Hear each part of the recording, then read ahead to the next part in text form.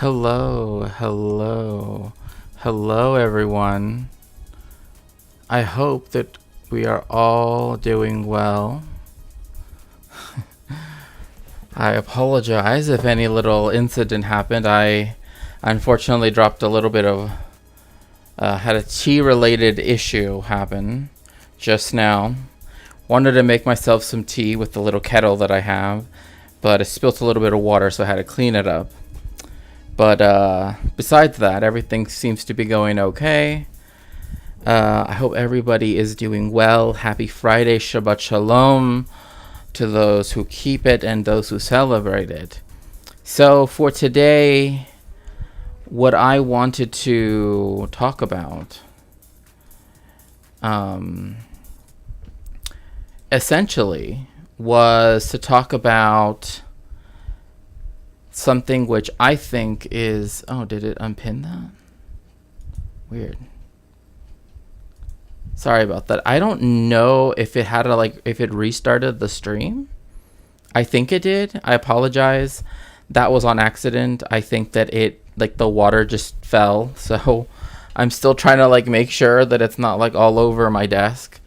Anyway, with all that being said, for today, I'm still continuing in the teaching, right? I think it's important to continue, right, the struggle in whichever way we can, however, in a way that is accessible to those of us, who might be disabled or, et cetera, et cetera. So one thing I want to make very clear is that today's teaching, it is going to have a connection to Palestine, but even though its focus...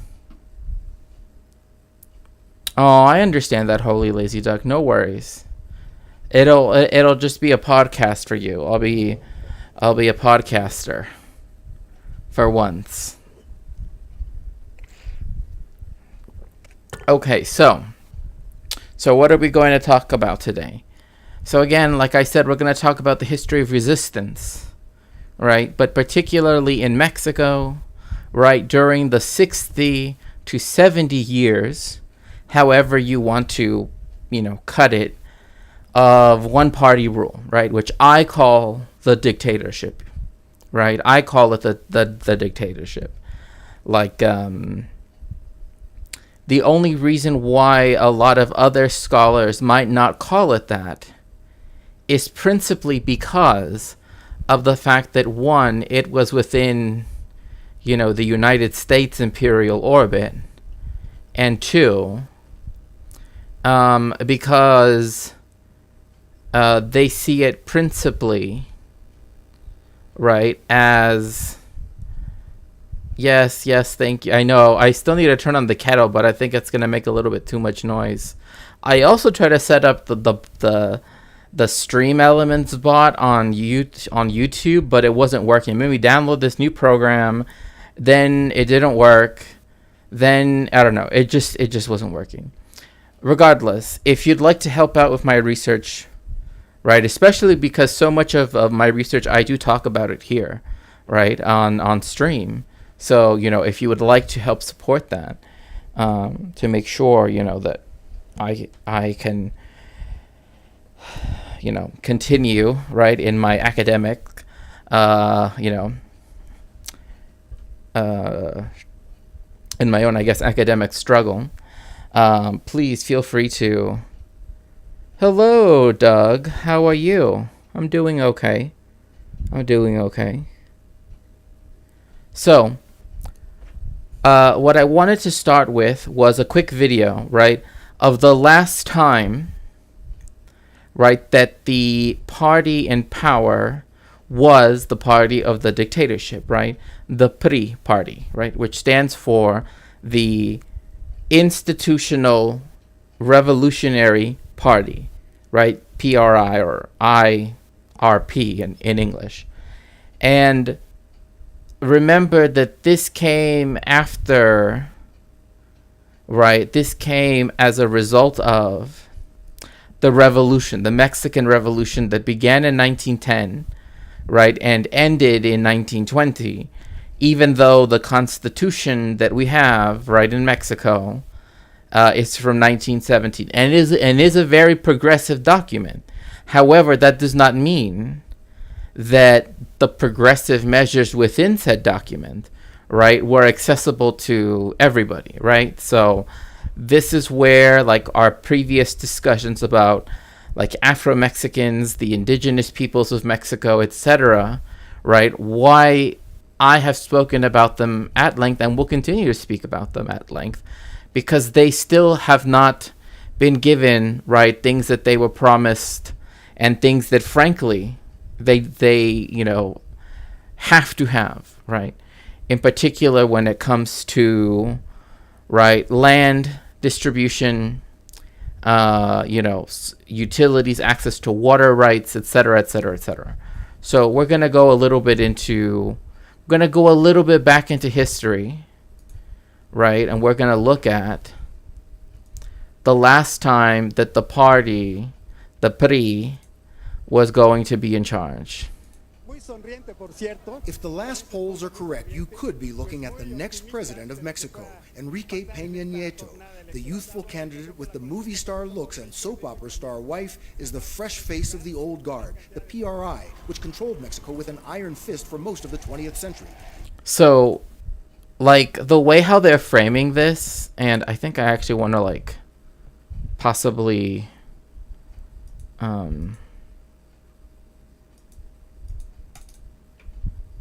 don't know, I'm trying to move the video itself. I feel like it's off balance somehow.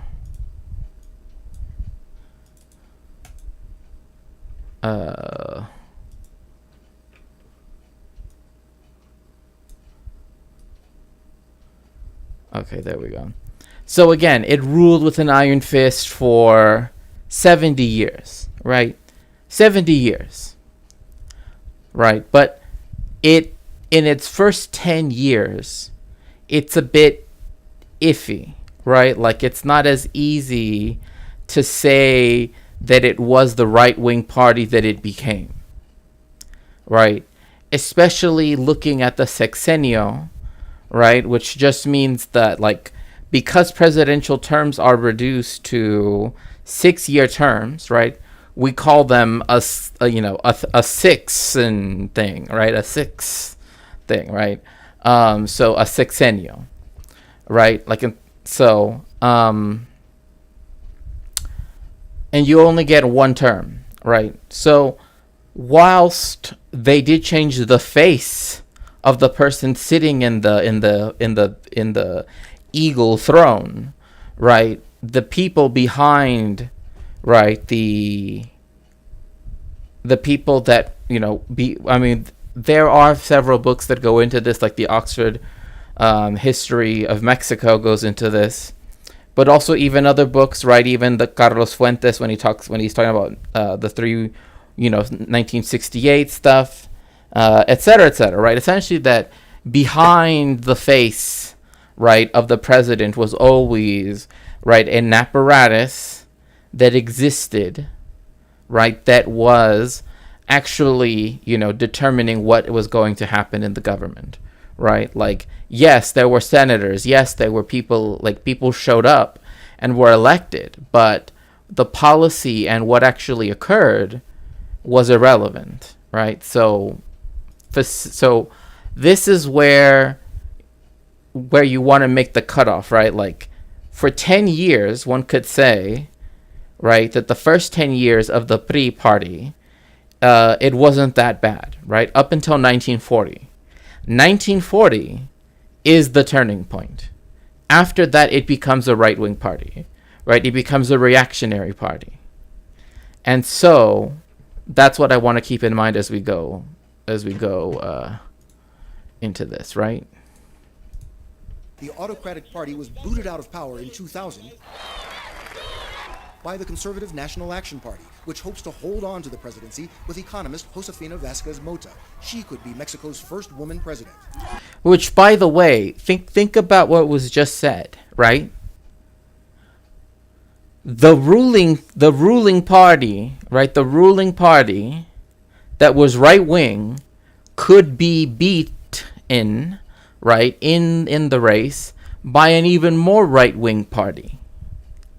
Like, think about that. Like, think about what that's saying, right? Like the party that won in 2000 and then later in 2006, right, were parties that are by far, going back historically speaking, right, allied with forces that are not only reactionary, but reactionary to the point that their inception, right, had them, rubbing shoulders with literal fascists, right? So again, to say that like, oh, the rule of the one party, blah blah blah, it's not as though that party was progressive, right? It was reactionary, and the other party was more reactionary. So, running third, Andres Manuel Lopez Obrador of the left-leaning Democratic Revolution Party, the favorite of students and workers, who can't believe the country is poised to hand power back to the former ruling party with its... Which, by the way, and I know I'm gonna be pausing a lot because even though this is a 2-minute video, there's a lot that I know I have to explain. The PRD, right, the party of a Democratic Revolution Party. That sounds a lot like the U.S. Yeah, pretty much. I mean, yeah, you have two right-wing parties, and they both try to say, well, I'm actually more right-wing, like with what happened with the immigration bill that Biden put forth, right? It was more than what the right-wing wanted. It literally gave them everything and then some, right? As if there is a competition, right, to, militarize the border as quickly as possible. However, now the PRD has joined in coalition, is part of the coalition against the person that used to be their guy. AMLO used to be the candidate for their party for years. Then, there was a split in the party, right? And that's how we got Morena, right? Movimiento de Renacimiento, or de Regeneración, I should say, Nacional, right? The movement of national regeneration, right? Which is the party that is in power right now with AMLO. But right now we're in election season in Mexico, which again, I told you, is very short. It begins in April, right? The second debate already happened, right? And it's already May, and we vote in June. Like, that's it. You get 2 months and that's it, right? It's not 2 years or 4 years or however long, right? Yeah, it was a split, but it was a split on very important things, right? Like, okay, we say that we represent, like there is this concept in Mexico called La Cuarta Transformación, right? The fourth transformation, right? Which included right? Undoing the neoliberal policies of the last pre-government, right? Before, by Ernesto Zedillo, who was the president of Mexico, the last one of the party of the dictatorship. Okay, he did something that only now in 2024, so 1999, back, right, 6 years, you had a policy go through that aligned with U.S. interests, right, particularly there with the neoliberalization of the economy, one of them being we are no longer going to have state pensions, right? The state is not going to guarantee you a pension anymore. What did they do instead? They put people's pensions, right, in these accounts that were managed. Many people never even claimed them, millions of people, because, again, they would never get 100% of their last salary, right? So the way how it usually works, right, when you retire, is that you're supposed to get, right, usually in the Social Security system, right, some percentage of what you made in, like, as your yearly income, right, when you retired. That was not the case in Mexico for years, right? Because they essentially did the 401k thing, right? But on a national scale. And also,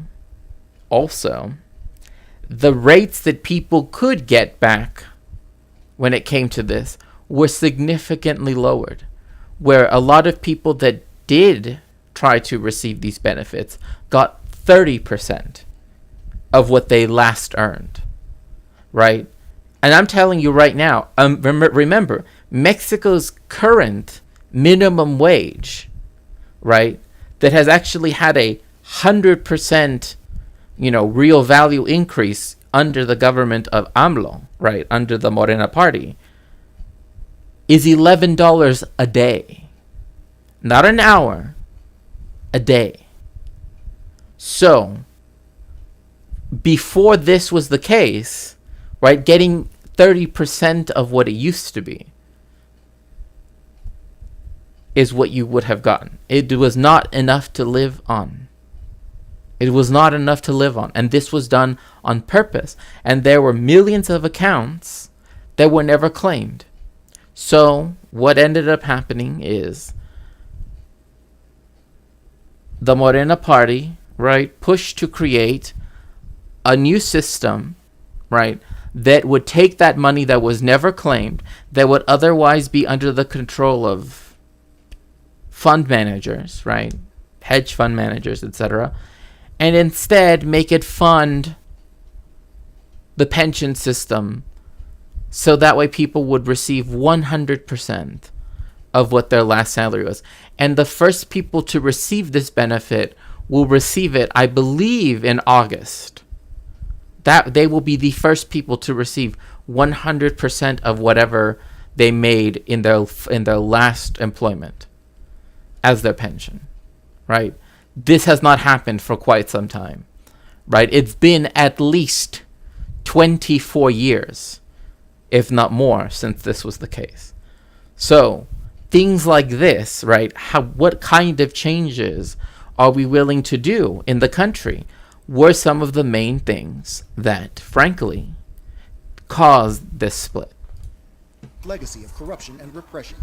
I think it's going to be like a dark years to come, I wouldn't like the parade to win because we've been dealing with that for so many years. But in the 12 years the PRI has been out of power, Mexico has grown weary of this. The war on Mexico's drug cartels, the signature policy of outgoing President Felipe Calderon, has left more than 50,000 people dead and a country worried about its future. A mood captured by this video gone viral, with kids asking adults for a better future. 11-year-olds Ignacio and Paulina are in the video. Violencias y corrupción. Paulina told me she wants a future with... By the way, those pictures were not real. I just want to... Twitch, they're not real. So don't get mad at me. They're not real. They're just reenactments, okay? I know, but it was done for reconstruction. It wasn't real, so don't. Without corruption and murder. A country where kids run in play and not in fear. The PRI says it is... And not only that, but like, remember, when I was growing up, right, I grew up playing, right, in fear. Right? When the PAN took over, for example. Because for, like, growing up, like, when the drug war started, it was under the PAN party, under Felipe Calderon, who also, on top of Ernesto Cedillo's neoliberal reforms, then neoliberalized more of the pension system, even further, right? Among other things. So... changed its years out of power, and Peña Nieto says he represents the new PRI, dedicated to democracy, transparency, stability. A weary nation seems willing to give the old guard a new chance. Bill Whitaker, CBS News, Mexico City. So when they say the old guard, right? Think about what they're really saying, because actually AMLO right, the president, current president, right, said that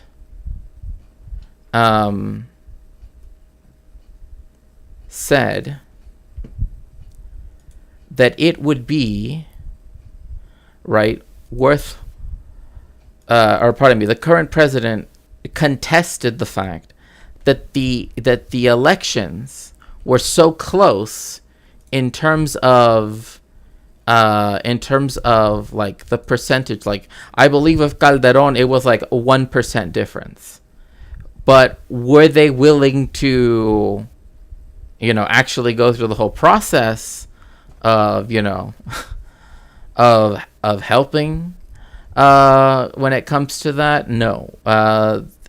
They actually just said, no, it's obvious that the PAN party won, and, even though it's within, a tiny margin and should deserve, therefore we're just gonna, like, forget about it, right? So,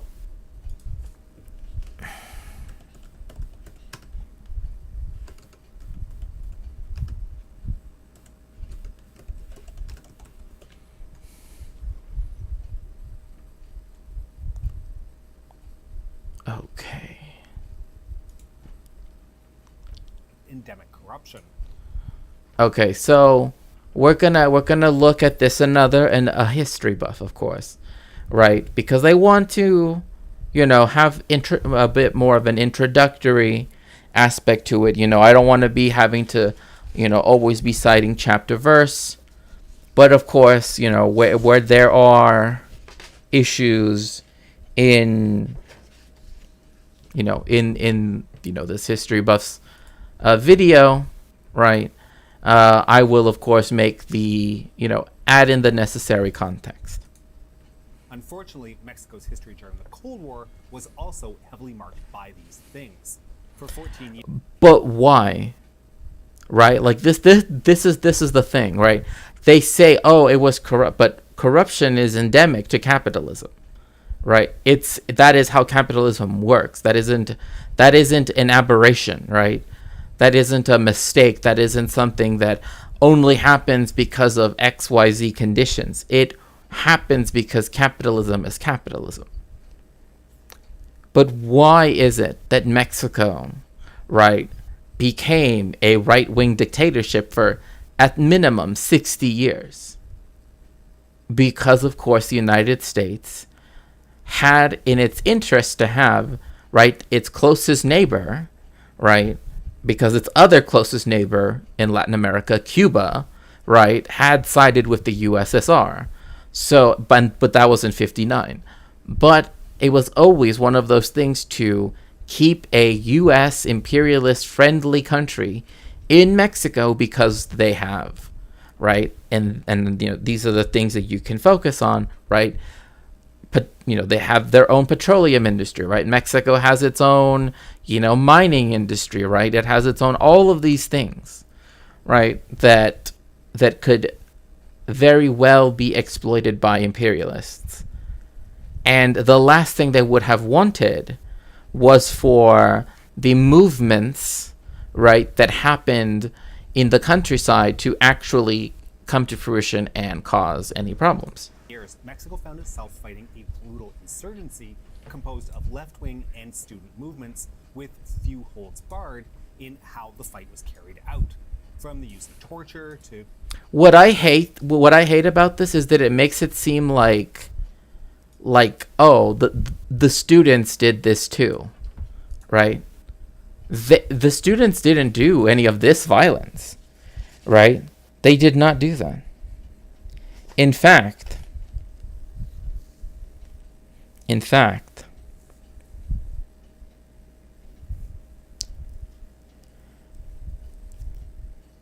what actually did happen, right? And I think this is important here to note, is that Guerrero, right, the state that I want to focus on, that I've focused on for quite a lot, right, which is this state right over here, right? It is where the Costa Chica is, right, where the majority of Afro-Mexicans live, right? It's very cut off from the rest of the country for a reason, right? For racist reasons. But we need to note that, of course, it's mostly rural, very impoverished, right? La Costa Chica especially so. With the indigenous highlands especially so. Most people there, live,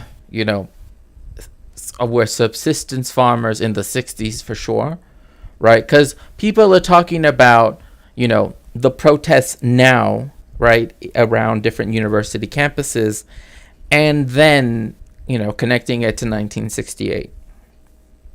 However, the 1968 that people tend to forget is Mexico's 1968, right? Which, like the one in Prague, ended in brutal crackdown, right? So, it has a long coastline, and again, like I said, the highlands where a lot of indigenous people live, but there was constant violent repression of social movements that protested the PRI, right? Because they had taken on, right, in particular, and I'm quoting here, an authoritarian political model and inequitable capitalist modernization program propelled an uneven process of popular political radicalization, right? So because the PRI did not care to actually help the people themselves, right? The peasantry, right? And here I am talking about a peasantry, right? Because there was not the kind of mechanized, farming that is more common now, and definitely not on the scale that you see in the United States, right? The people in Guerrero, literally one of their demands were, let us have modern tools. And you know what the dictatorship said? No. And they said it not just with words, but with violence, right? With actual violence, state repression.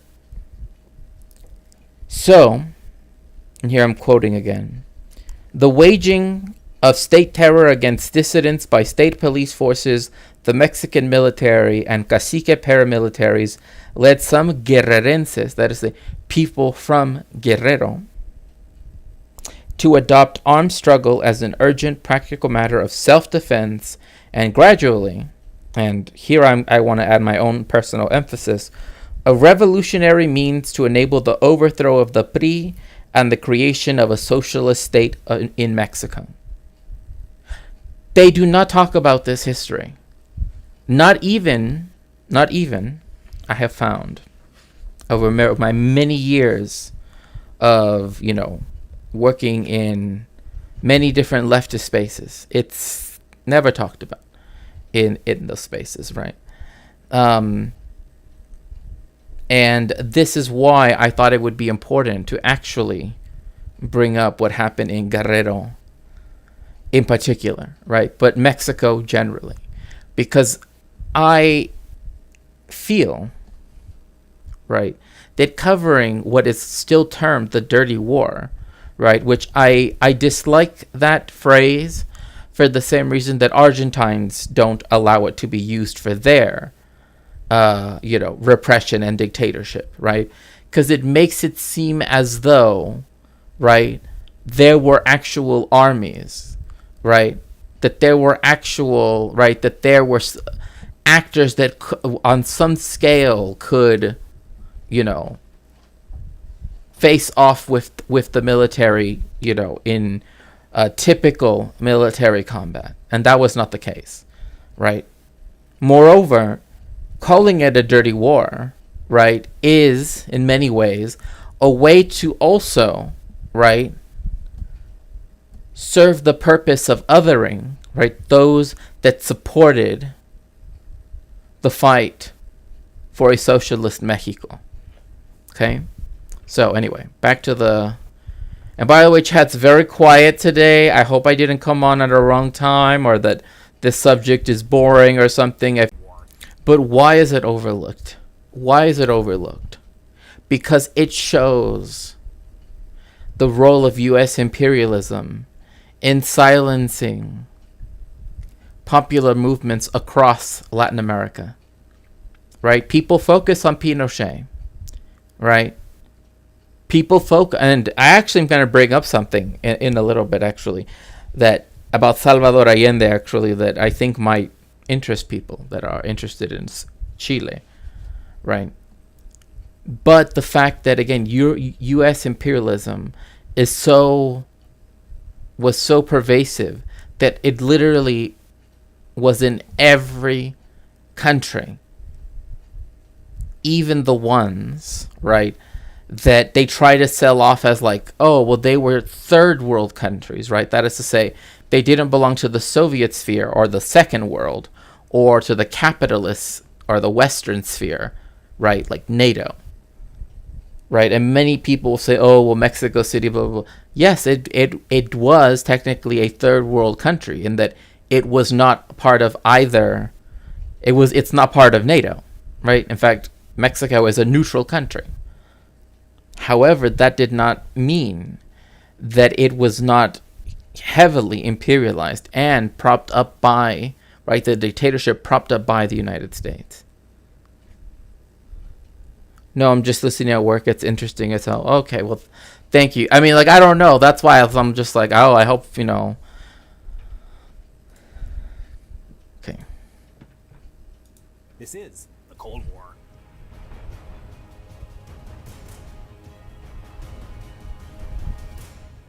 Life is busy for all of us. There's always something waiting, something to be.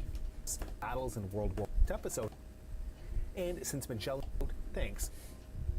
A quick look at any map will show you that Mexico is the backyard of the United States. No, sorry. No, it is not. There is no place is the backyard of the United States. That mentality, literally, even Biden says stuff like this, right? That like, oh, you know, we need to make sure that Mexico can remain the backyard, or rather, actually, Biden said Mexico isn't the backyard, it's the front yard. No, we're not your yard, right? We're not anybody's yard. That is not the position, right, that any sovereign country should have vis-a-vis the world's, you know, hyperpower, right? The largest and most pervasive imperialist power in the world. And yet, people say this as though it's you know, a nicety, right? This isn't good. We do not want to be the backyard of the imperialists, right? Because what does that mean? It means that, therefore, anything that they do in their own backyard is justified. Right? Because it's only the backyard, right? A Cold War superpower, and as a result, they found themselves staring down the barrel of the Truman Doctrine. This fundamental U.S. principle of the Cold War mandated that the United States was to, quote, protect democracies from authoritarian regimes. Which, again, is rich considering the fact that the United States, after 1940, right, and of course they're calling this the Truman Doctrine, but even beforehand, right, was willing to prop up a right-wing authoritarian dictatorship. And we know that this is the case, right? We know, I mean, just look at South Korea. Just look at South Korea, how long they were a dictatorship, right? And so, what I think is important as well to think of is the fact that when these groups, right, like the Partido de los Pobres, right, the Party of the Poor, Mexico may not be any kind of yard to the U.S., but Florida. I mean, you're not wrong, Doug. You're not wrong.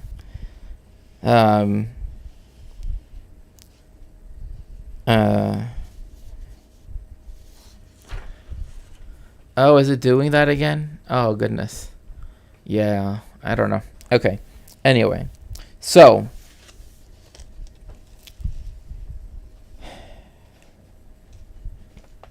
Hello, Swamp Goth. Welcome in. Welcome in. We're doing a deep dive into Mexican history, talking about, Mexico and guerrilla warfare and, stuff that happened leading up to the 1968 stuff and afterwards, too. So,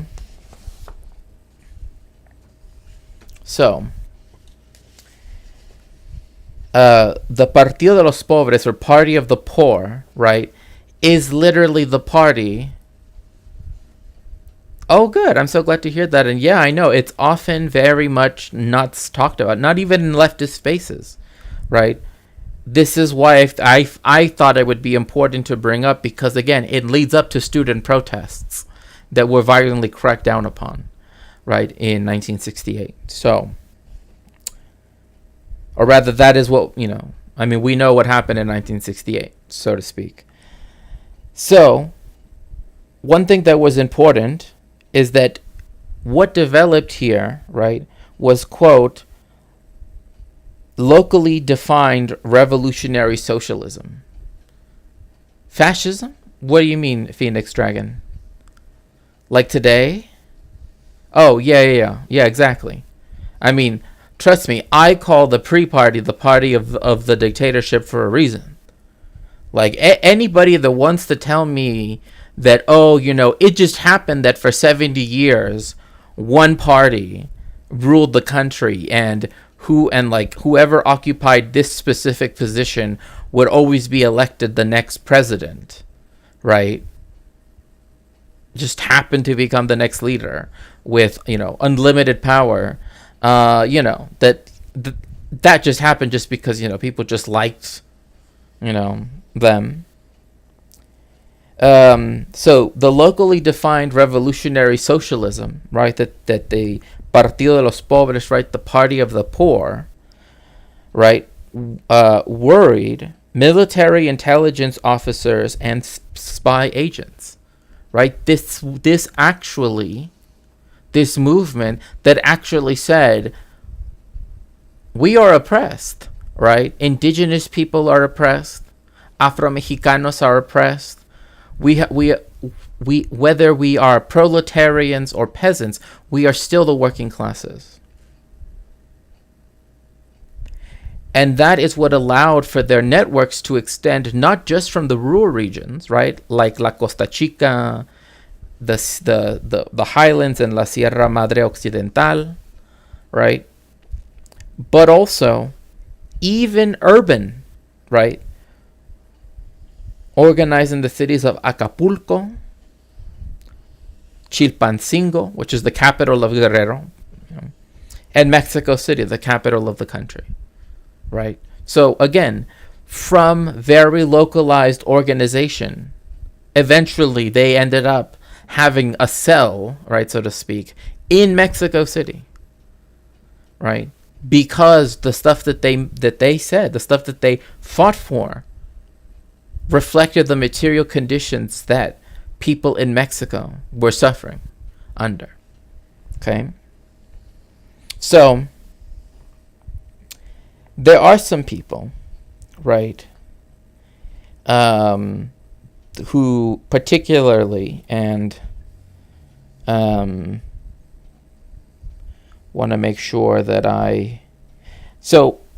certain scholars, right, have called this a poor people's revolution, what happened in Guerrero in particular, right? Because there was also the National Revolutionary Civic Association, right? And again, there was a long history of popular struggle in Guerrero, right? And so if you would like to read more about that, or you're more interested in it, you can always check. Well, the problem is that it's in Spanish, but El Proceso Político de Genaro Vázquez Rojas hacia la Guerrera Campesina. But I'm sure that there are available in English. But one other thing too is that the group emerged from a 1960s history of popular movements, and I'm quoting here, that were organized to demand the actualization of political and socioeconomic rights enshrined in the 1917 Constitution, right? That's what they wanted. They said the Constitution, right, upon that we got as being called the most progressive, one of the most progressive documents to have ever, charters to ever exist, right, in the world, right, with perhaps the exception of, the early Soviet ones, right? Instead, they got targeted, right? They had to confront, quote, different targeted and mass forms of terror unleashed by caciques and state forces, end quote. So, caciques are local despotic, I almost want to compare them to like the rural county sheriff, but that's not quite their role, right? Because cacique it means someone that holds power, right? But they're kind of like, those like county sheriffs, right? That they essentially think that they own everything, right? That it's all, that they can do whatever the fuck they want, right? So, you know the type. I don't have to explain. People know. Which, in practice, meant suppressing left-wing insurgencies across the world in order to stop the spread of communist influence. Initially, Mexico's right-wing oligarchy had little issue with this setup, and the U.S. had little reason to worry about its southern neighbor. However, this arrangement would soon break down, and the U.S.-Mexican alliance found itself fighting guerrillas on the very doorstep of the capitalist world. Seen as posing an existential threat. So you see, right, the oligarchy, right, literally the people that were in charge of the country, the people that had all of the power in Mexico, right, again, like I said, just because they abided by the rule that every 6 years a different face had to be sitting in the eagle throne, right, which is literally where the president, they do his presidential portraits in.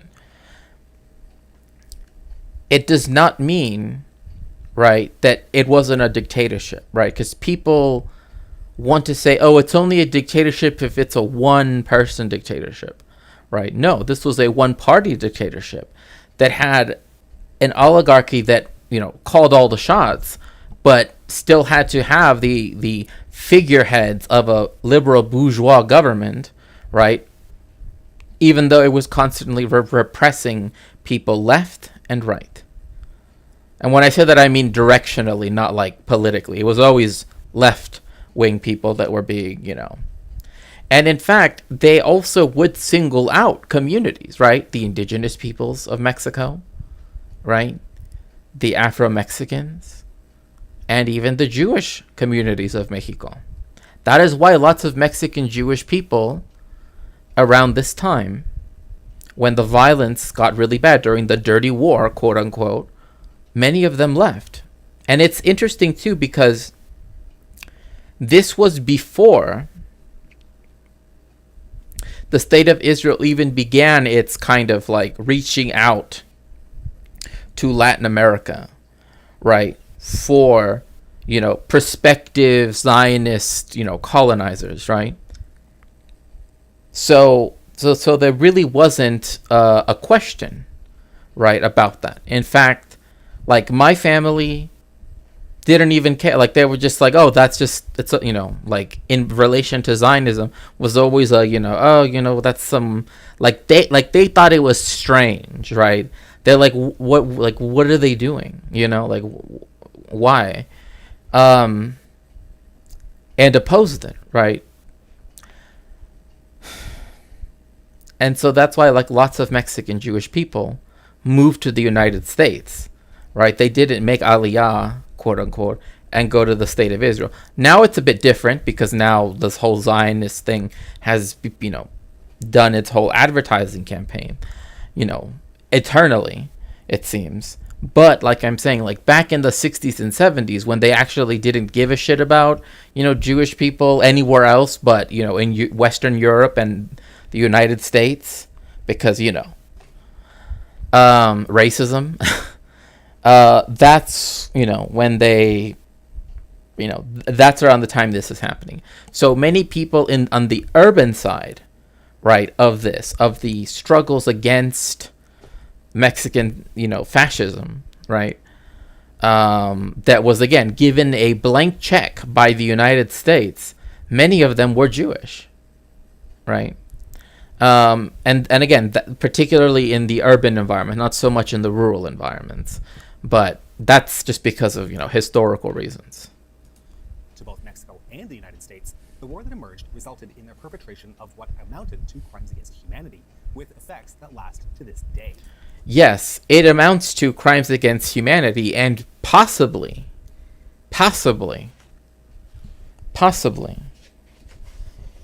depending on whether or not, certain things can be met, look, I'm telling you, when I read and I am researching stuff, that's why, if you want to help me with my research, you can always help by sponsoring a book like the one right up here, right? Currently it's 9% funded, right? Like, I do the research, I want, and I like to teach my research too. I mean, that's what professors are supposed to do, is teach what they know, right?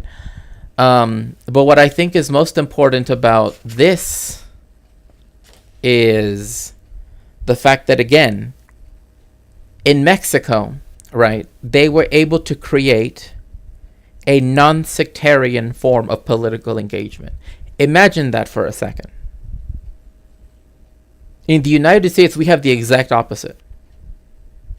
It's hyper-sectarian, right? The MLMPMs won't speak with this group, right? The anarcho-syndicalists won't talk with the super anarcho-syndicalists, whatever, right? This was not a problem, right, for the people in Guerrero at the time going against the Mexican state, because they knew that all of this infighting, right, at the end only helped, right? Only, like, sectarianism only helps the enemy, right? In this case, the Mexican dictatorship. So,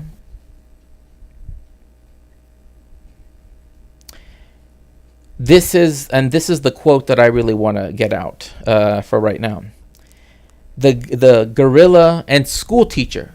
This movement was also led by school teachers, right? Rural school teachers that actually saw the exploitation, that actually saw all of these things, right? And that tried to give their all to give children and even adults a chance at becoming literate, for example, so that way they wouldn't have their land stolen from them, right? So, I want to quote Genaro Vasquez, okay? Quote, "The electoral path does not solve working class and campesino problems, and the secret universal vote is a bourgeois trick," right? That is to say that in the particular case that he's talking about, they recognized, right, that in their case with the one party rule, right, it didn't matter whether you voted or not.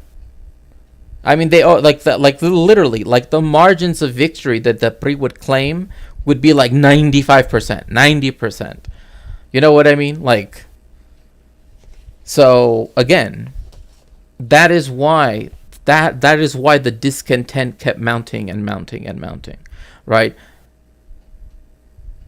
And we can see how this ties in with peoples all over the world, right?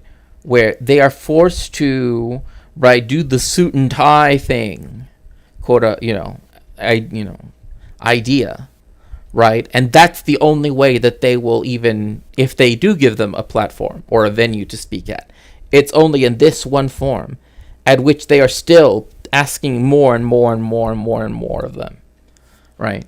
Until they become collaborators, until they become, blah, blah, blah, blah, blah, right? You can, so this was something that already was being seen and questioned at the time, right? And this is, again, this was, I want to make sure I get my years right. This was in the 1960s, okay, but also the late 50s. So this story really begins in the late 1960s. By this time, Mexico had been under the control of the Partido Revolucionario Institucional, the Industrial Revolutionary Party. No, bro, no. It does not stand for the Industrial Revolutionary Party. It's like, oh, we're like really into the Industrial Revolution here. No, it's the Institutional Revolutionary Party. That's the difference. The revolution became institutionalized. It became co-opted. Right? The promises of 1910. Right? The Constitution of 1917 did not stop, right, the forces of reaction, right, the oppressive forces to, return. One-party state controlling all state governments as well as the Senate. Despite Mexico technically having democratic institutions, the PRI controlled all of them, including the presidency. This, of course, was made possible by massive electoral fraud. But their total control of the executive, legislative, and judicial branches of government opened the door to abuses of power and eventually to the persecution of the Mexican people. This is the problem with this framing, right? It makes it seem like everything happens in stages, right? Almost like a video game, right? Like, oh, until you finish this quest, right? Like you can do side quest of like repression, right? But you can't do like persecution until you do this, right? Like this amount of abuse of power. Then you can do this. No, that's not the like that's why saying, comma, and eventually, comma, to the persecution of the Mexican people. The persecution started even before. That was the problem. The persecution never stopped, right? In fact,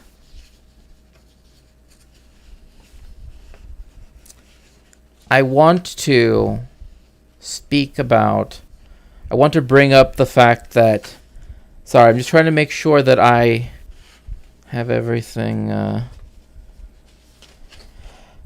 making sure that I have the right name for them, because I always get their name confused with someone else, and I don't know why.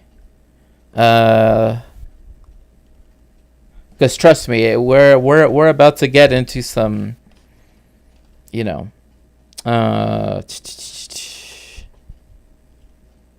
if I can't find it, it's fine. I believe they were called like the White Guard or the White Army. Right? That was literally what the most repressive branch of the dictatorship that happened, which it's funny because the Porfiriato, right, which was the rule of one person, right, is often seen as like a necessary and even positive thing because it allowed for, quote unquote, right, like the development of the Mexican economy. Right.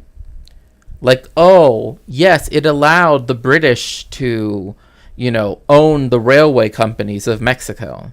It allowed the Americans to own, the mining rights of most of the country and most of the petroleum and most of the, you know what I mean? Like, that's what they mean, right? Like, it's not that Mexico itself developed integrally, right?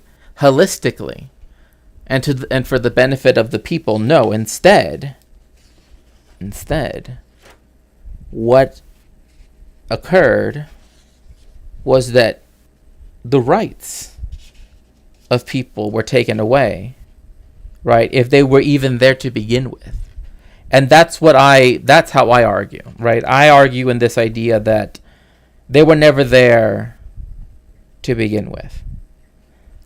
White, the color of reaction. Well, you're not necessarily wrong there. Because remember, one of the big issues that, again, we can look at now and say, we have to learn from this, right? Why is this silenced? How were they successful, right? What were the issues with it that made, caused this XYZ, right? That is what, leftists are supposed to do, not, whatever, everything else. So,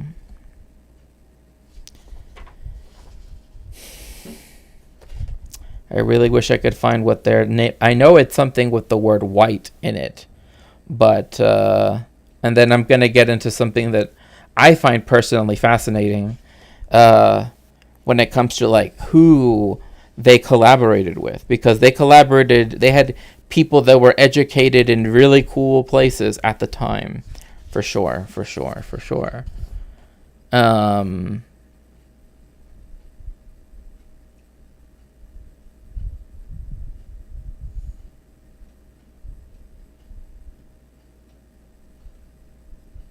Yeah, okay. Anyway, I better just stop trying to find it, because I'm trying to find like one term in a whole, The PRI's initial base was made up primarily from the industrial urban class and trade unions, and even though their early decades in power were accompanied by economic growth, Mexicans living in more rural areas, and especially farmers, often found themselves at the short end of the economic stick.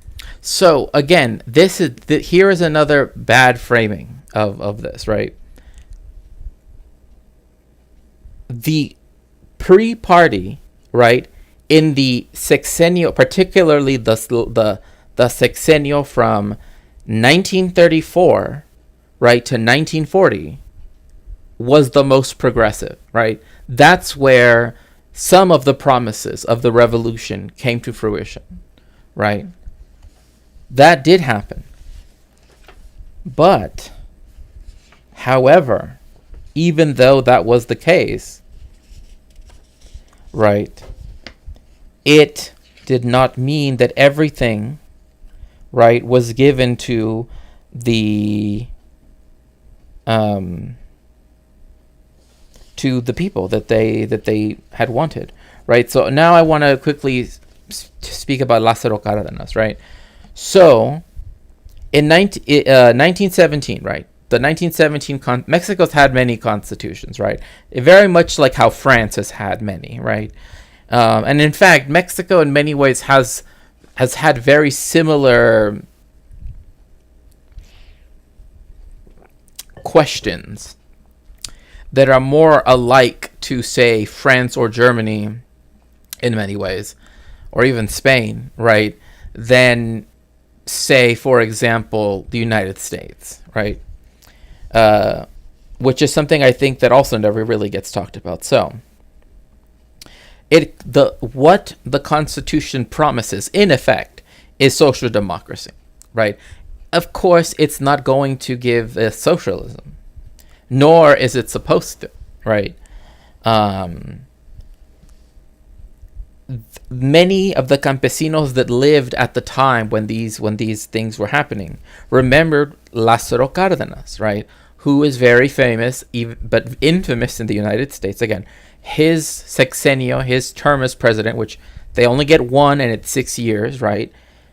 It was from 1934 to 1940, as the actual were seen as, right, or were remembered as, quote, as the actual moment when promises were made good, when as the president Michoacano, that's he was from the state of Michoacan, which is,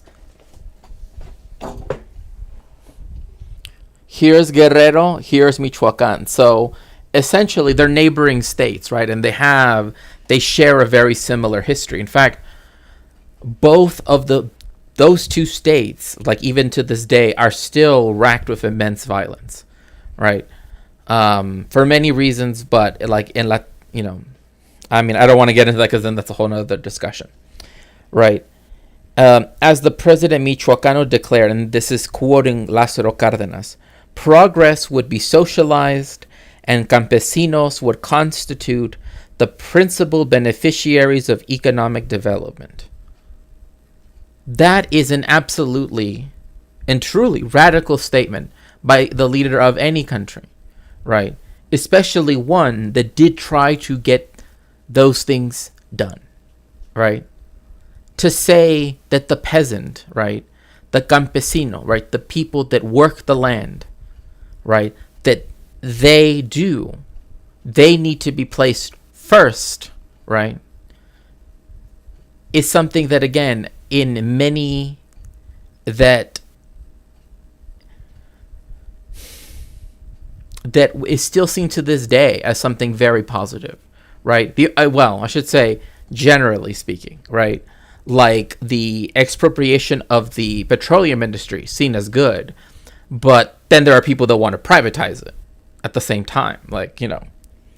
And though the assassination of 26 campesino leaders in 1938, along with constant cacique resistance to the agrarian reform throughout the 1930s, portended a bleak future, the Cardenista years encouraged campesino organization and mobilization beyond 1940 to demand, among other things, right? And here I added the among other things, right?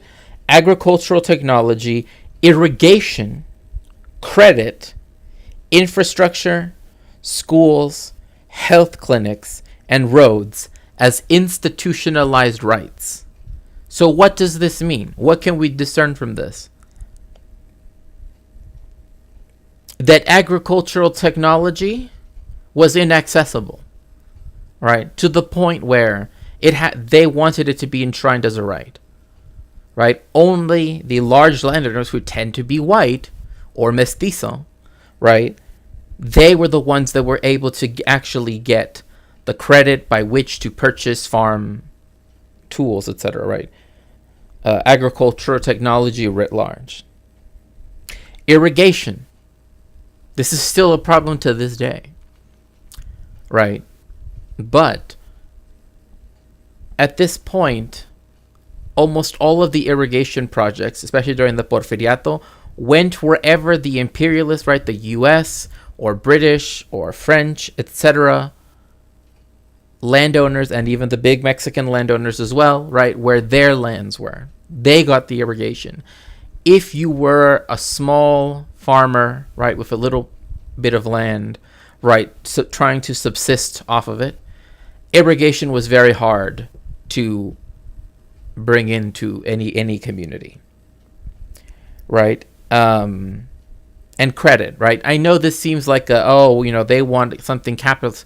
Yeah, I mean, they wanted the ability to take out stuff on credit. Something that we see as so mundane now was impossible back then, right?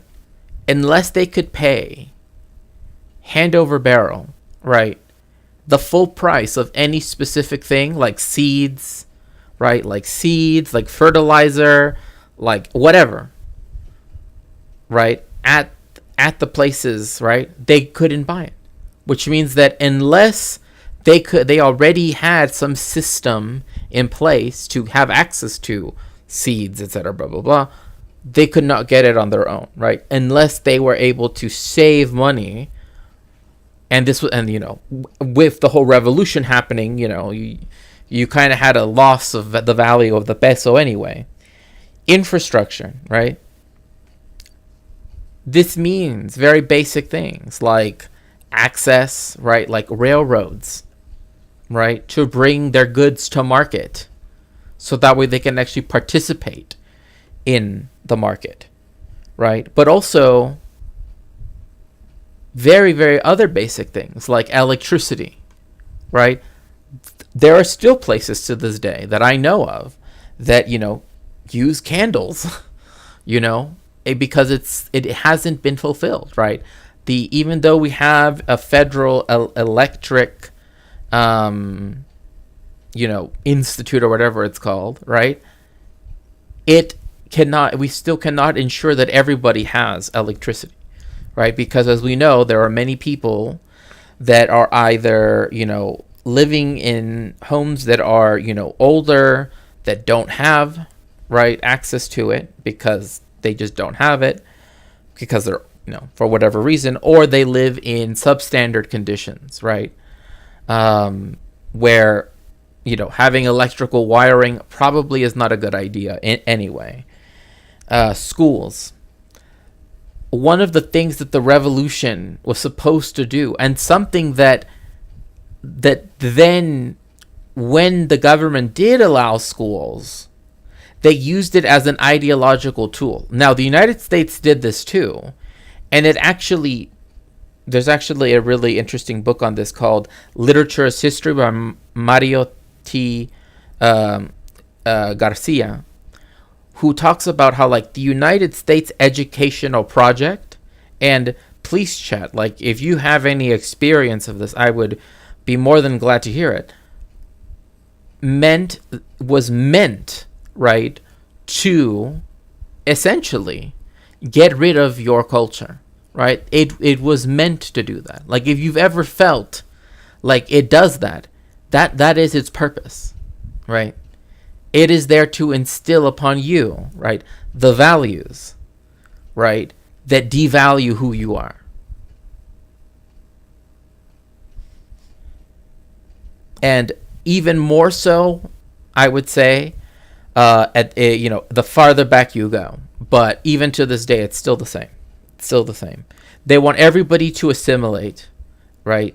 Which assimilate, they make it almost sound like a positive thing, right? But what it can mean is we want you to stop belonging to the culture that you are from, right? You need to become part of right? You need to lose all the vestiges of your identity, right? And instead, so again, access to schooling, right? The United States is a country that is very, has made school access as such, pretty,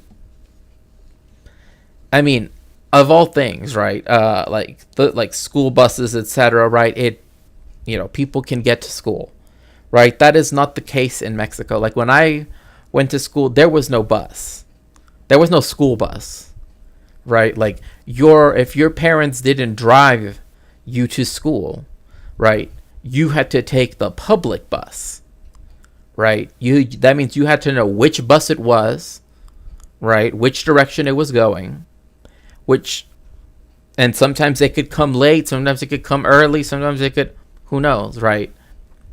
Then you also have to know what is the right stop, where do you have to get off, right? Blah blah blah. You have to know all of these things, right? Even as a kid, right? So imagine putting a child on a bus, right, and saying get to school, and it's across the city, right? Again, these things were not health clinics. The issue with a lot of these health clinics, like in the United States, was, whether or not they practice eugenics, right, in certain forms, which, the United States is by far more, and roads. Imagine fighting for the right to have a road, right? Like, many people perhaps are, that have been to rural areas, even in the United States, right, that don't have paved roads, right? But the amount of Guerrero that was completely just essentially abandoned by the state, right, was so bad that's why they wanted to enshrine the right to literally having a road. And remember, it's like I've mentioned before with La Costa Chica. It didn't have a road until like the 2000s, right? The area that has the highest density of Afro-Mexicans, right? Think about that. Like, it's like since 1810, right, when Mexico first declared its independence, right, till the 2000s, no road, right? Completely separated from the rest of the society, from the rest of the world, right? And the reasoning why? Because they are black. Yeah, structural racism. Exactly. By the latter half of the 20th century, urban workers had also begun to turn away from the PRI, as poor labor conditions, magnified by an inability to negotiate better ones, formed cracks in their previous loyalty. Throughout the 1950s and 1960s, waves of student and labor movements had been met with a solid wall of repression and backlash. The right-leaning Like, even this here, and I know I'm pausing a lot, but one, the student movements, like, one, it usually, if people do talk about student movements, they only talk about the ones that took place in, you know, like, the largest cities, right? Which in this case would be Mexico City. Yes, that's important. We will get there. But we have to remember that it literally was communist teachers in the countryside that brought together the people, right, that also fought. And in some cases, literally fought, right, against the military, right, against the violent crackdowns that were happening left and right throughout the country. Literally. So, you know, I think this is a weird... Also calling it right-leaning, it's right-wing. I mean, if it's literally anti-communist, punished any dissent harshly, it's not right-leaning. It's right-wing. fervently anti-communist, punished any dissident harshly. But in 1959, things began to change. That was the year that Cuba's dictator, Fulgencio Batista, fled the island country just ahead of Fidel Castro and his socialist movement, sparking an international situation that continued to spiral over the next decade. From Honduras to Venezuela, communist guerrilla movements took up arms against their governments, and their movements inspired some of those in Mexico to consider doing the same. Keep in mind that regions of Mexico already hosted rebel training camps. Do people remember when the Dove, this speech here, right? I believe, if I remember correctly, and I could be wrong, but that dove actually landed on him, right? Oh my goodness. Welcome in. Thank you so much for the raid, Miss Anita Bump. I hope that you had a wonderful stream. Welcome, streamer. Welcome, raiders. I am Shakespeare. I am a cultural historian, particularly speaking about Latin America and Jewish history. In fact, today we're talking about a particular history about, right-wing governments and their suppression of student movements and such. So if you would like to, make sure to follow, and make sure to refresh so that way you get counted as a viewer. And make sure to get cozy. I hope that you had a good stream, Anita.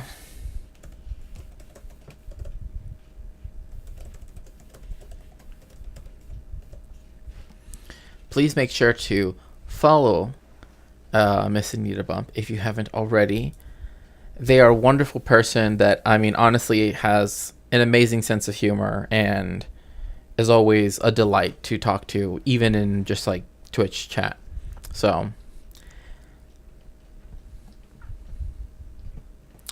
and so yeah, I'm talking about some of the more forgotten aspects of like the 1960s, because there are lots of comparisons being made between what's happening at UCLA, which Anita, you would be very knowledgeable, like as it were, of on the ground knowledge, right, for this. When it came to what exactly happened, but I do want to note that these student movements that were repressed in Mexico, right, are some of the things that are the least spoken about when it comes to student movements. So, including those from which Castro launched his own invasion of Cuba. These latent movements were met at the end of the 1960s by two massive student massacres at the hands of the Mexican government. The first took place on October 2nd, 1968, at a student rally being held in protest in Tlatelolco against the upcoming Summer Olympics. So, yes, the Tlatelolco massacre, as it's often called, right? This was literally university students, right, that went to La Plaza de las Tres Culturas, right? It literally means She's hungry and needs food. Okay, well, I'll see you soon then. Go get yourself some tamales, girl. Come on. What is also important to note is that, I mean, he's saying it's about the Summer Olympics, but it wasn't just because of the Summer Olympics. It's like, we're protesting the Olympics. No. Like, see, this is the problem I have with a lot of pop historians and YouTube history buffs, I should say, is that they act as though, like, the students, they found out that Mexico City, was going to have the Olympics and, got mad. I mean, the Olympics still happened 10 days later on October 12th, 1968. So, they were protesting, right, the repression that was happening across the country, right, of people like in Guerrero, even people in Mexico City, right, that even involved disappearing them, that involved mass military action against. And again, here,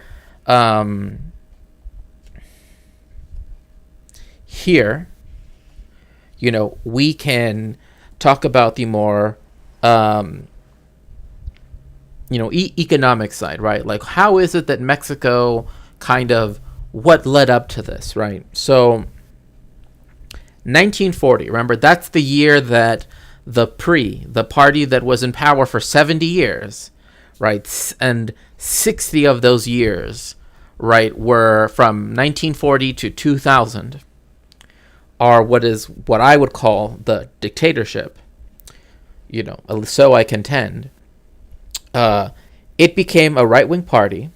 It adopted an equitable economic, sort of formula for how it was going to distribute, right? Like, who it was going to back. The better way to put this is that essentially it went back to, like, not giving a single fuck about the poor people, right? About the working classes, about the indigenous people, about, everybody who was marginalized. And instead, opening up their arms to the United States and other Western imperialists, right, to come in and to gladly sell off, many, many things of the nation.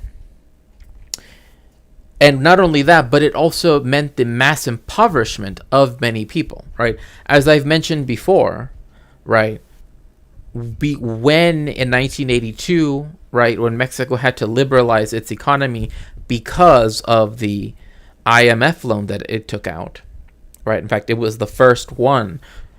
Mexico possibly could be the first country to ever have to deal with structural adjustments, right? And I already mentioned that what this ended up doing was opening up the internal market, right, to the U.S. market, and it couldn't compete, right? Small Mexican farmers that grew corn could not compete with the industrial amounts of corn that are grown in the United States, even more so now, right? So,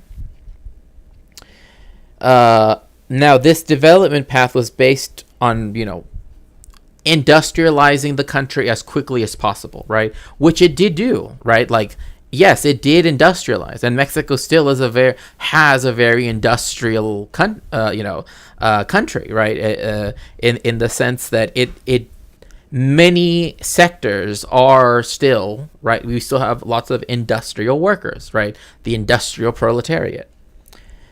And import substitution, which was subsidized, and I'm quoting, by the countryside, right? So, small and middling campesinos in Guerrero increasingly experienced political marginalization and increased economic exploitation.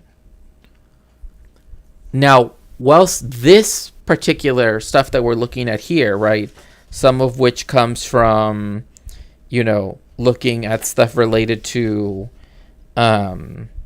Rebel Mexico. I mean, this is the book by Jaime Pensado, rebel Mexico, student unrest, and authoritarian political culture during the long 1960s, and Lucio Cabañas y La Guerra de los Pobres, right, is that all of these factors, right, were happening nationwide, but they were perhaps most severe, right, precisely because of the nature of just how semi-feudal, right, to borrow a Maoist term, right, how much a semi-feudal, semi-colonial relationship still existed in Guerrero, okay? Their ability to veto, right, elite or cacique designs in the form of fiercely competitive municipal elections or mass civil disobedience, as historian Paul Gillingham argues, for the 1940s and early 50s, gradually lessened within the regional and national context shaped by one-party political rule and the emerging global Cold War. So, again, we see this now, right? Now we are seeing that neoliberalism as it exists right now, right, is different from the way how it existed in the 80s because it's already cannibalized so many things. Higher education, right, which is a perfect example, right? The fact that donors, right, and these investment funds, right, these endowments, right, that are managed by essentially hedge fund managers, right, investment bankers, means that who knows, right? Who knows where that money is invested, right? And in fact, universities like the fact that they kind of can't know, right? Because it allows them to get away with, with what they've been doing. But the students at UCLA here, in LA, as well as USC, also here in LA, as well as Columbia, as well as UNAM in Mexico, many of the things that they're asking for are almost the exact same thing because the way how education has become neoliberalized, right? Instead of being education, right, for the betterment of society, right, or even education in itself, right, as being a social good, it has increasingly become a commodity and a weird one because it's more about experience, right? It's not so much about education. So,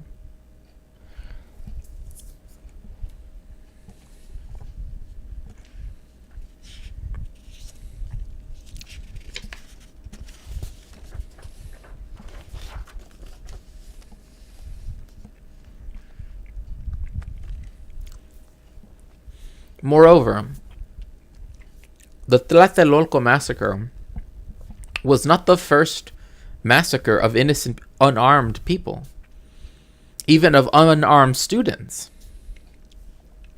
that ever happened. In fact, a place that this keeps happening is Ayotzinapa. I don't know, you probably never heard of the place, but it is where protesting students that were getting on buses to head to the Capitol, right? So these were students at the normal school, and a normal school just means a school dedicated towards teaching, right, the next generation of teachers, right? So everybody there is studying education, right, like pedagogy, etc., but they might specialize in mathematics or in science or whatever it might be. It was in this context, right, that in Ayotzinapa, Guerrero, right, that 43 students, essentially disappeared off the face of the earth in the last president's term, right? There have been many investigations done that showed that the Mexican military, right, knew, and not only that, but stopped those buses, stopped the buses leaving Ayotzinapa.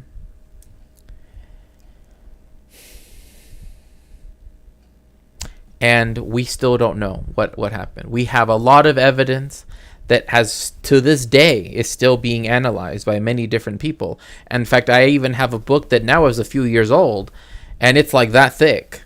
And even it, right, we cannot discern, because we don't have any physical evidence, right, in the sense of we do not have any bodies yet, right? They literally disappeared off the face of it. They were disappeared.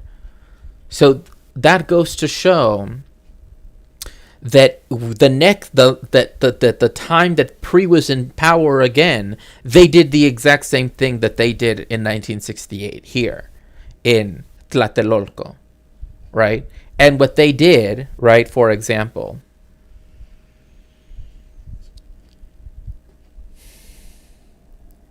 after, in December,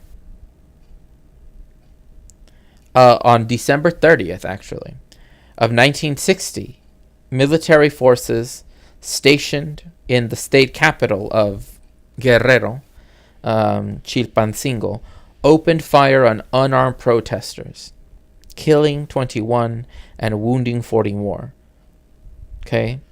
State forces detained 55 protesters, torturing them while in detention, and other military units violently stormed a university building occupied by students allied with the movement to oust the governor at the time, who literally was, like a military. Like, essentially, the dictatorship said, we're going to put one of our guys, to have like a mini dictatorship there, right? Moreover, the students subsequently experienced physical assaults while housed in the city's municipal jail. So even in custody, right, that, we know this. ACAB means ACAB. It doesn't matter whether the flag is red, white, and blue, red, white, and green, all red, etc. It does not matter. ACAB is ACAB. But I do want to emphasize this. So this is from Salvador Roman's book. Is it? Oh yeah. Salvador Roman, Revuelta Cívica en Guerrero, 1957 to 1960, La Democracia Imposible, right? And again, like I said, a lot of these titles are in Spanish, and that's because, again, if you're working with the history of Latin America, typically you have to know Spanish or Portuguese or both, or also French, or all three, like me. So anyway, but what happened here? Right. Again, this is 7 years before what we're seeing here, because he skipped all of this, right? He's saying, oh, the dirty war, blah, blah, blah. Okay, 1968. Bro, the PRI was already dictatorial in 1940. So what happened from 1940 to 1968? Because these people didn't just show up for no reason, right? And quote, despite the repression and efforts by the PRI to mollify public anger and co-opt important movement leaders, the Cívico movement that was against, this governor, continued to organize direct actions after the installation of an interim governor in 1961. Okay?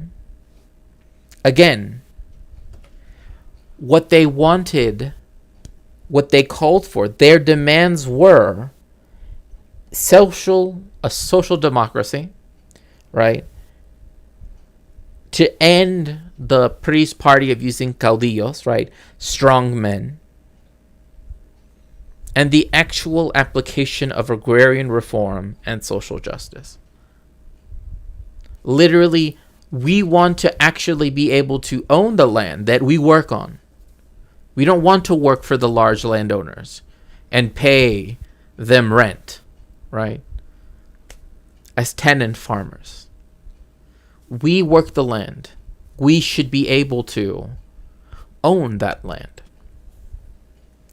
The Constitution says that we should own that land.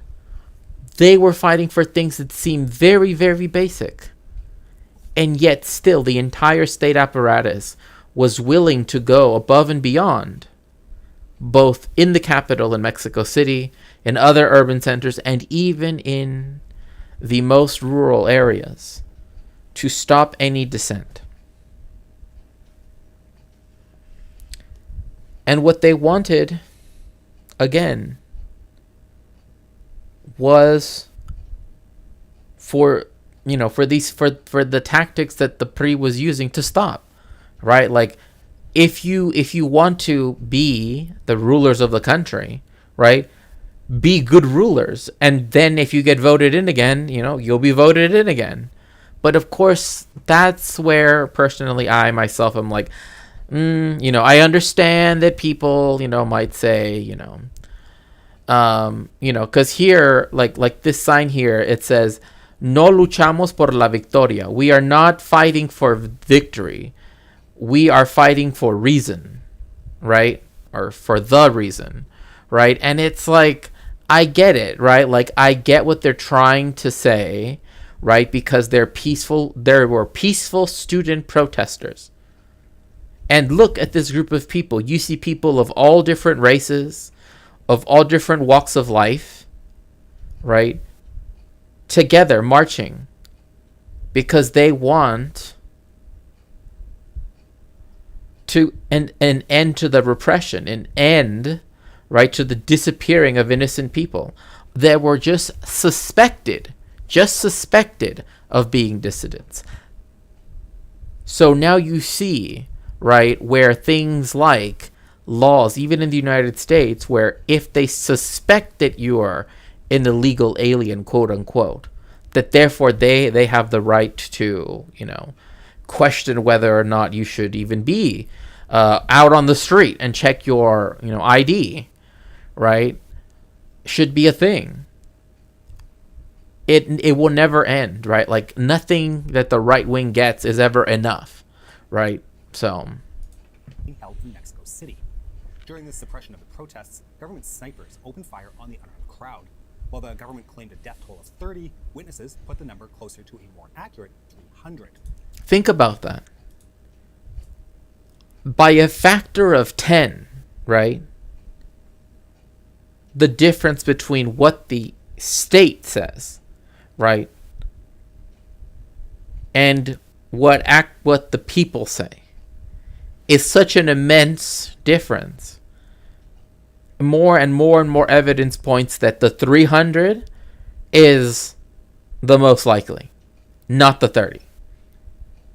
Right? The threshold for 30 when people were going through the evidence was passed very quickly. Like, it wasn't just 30 people. Like, there were people that ran into stores that had been shot, right? Because they based their entire thing on, like, well, we only saw 30 people, there, on the floor. So that must have been everybody, right? No, obviously not. But again, this amount of repression that was happening in Mexico did not, however, mean that it came out of nowhere. Because why? The PRI declared victory in 1962, right? So this is the sexenio, right? 1962 to 1968. So the person that's in charge during this time, right? And again, I already explained the mechanism, how it worked.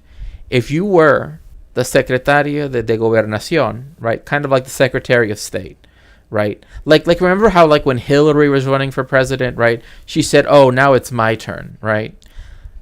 That is how the system actually did work in Mexico under the dictatorship, right? Like, if you were the Secretary of State, essentially, right, you were every single person that was a Secretary of State became the president the next time. That's how it worked, right? And so again,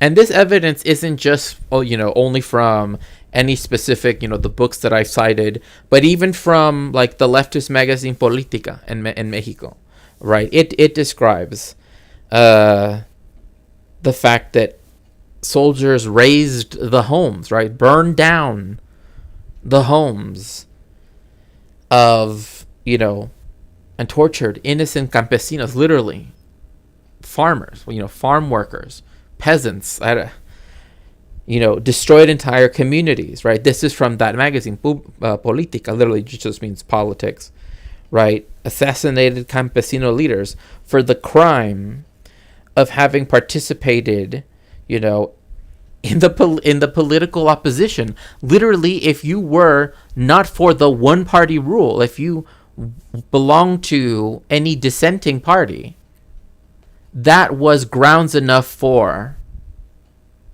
them to do that to you, in their eyes, right? Tell me how this is not a dictatorship, because every single, I've had so many people say, well, it wasn't a dictatorship because, every 6 years they put someone else with a different face, It's like, that doesn't mean anything. That is literally the, if that's the bar that has to be crossed, I mean, that is to me, the least important bar, right? But again, this is stuff that is occurring from 1962 to when the violence in Guerrero, particularly, right, the place that we're talking about, where the violence was particularly intense, right, in 1963. So 5 years before this happened, they already were doing this to people, innocent people, right? They just wanted, right, their fair share, right? That wanted what the Constitution promised them, right? That they would get to own the land that they worked, and that they would have specific rights, including something as simple as to send their kids to school, or to have roads.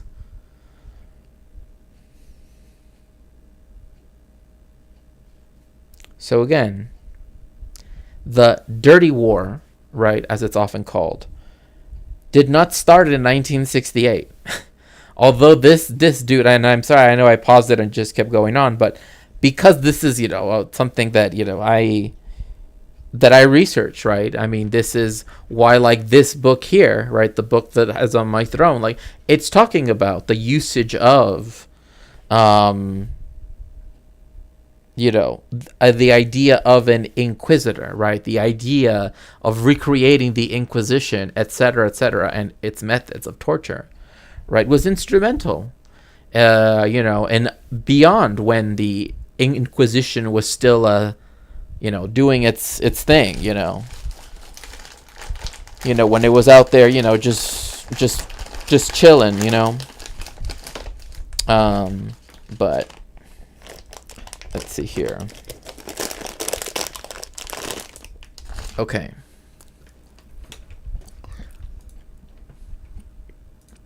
For many young people, this closed off the route of political activism and engagement, which they had tried and failed at over the preceding decades. Seeing no remaining options, they turned to armed resistance. So, again,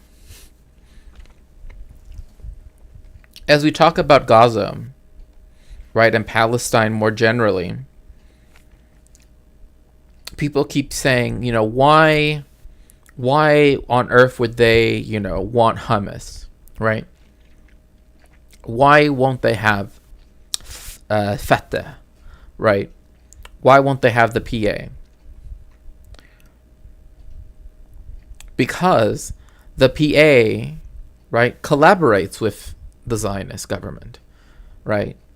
It allows more settlements to be built, right, throughout the West Bank, the occupied West Bank. It is unarmed, right?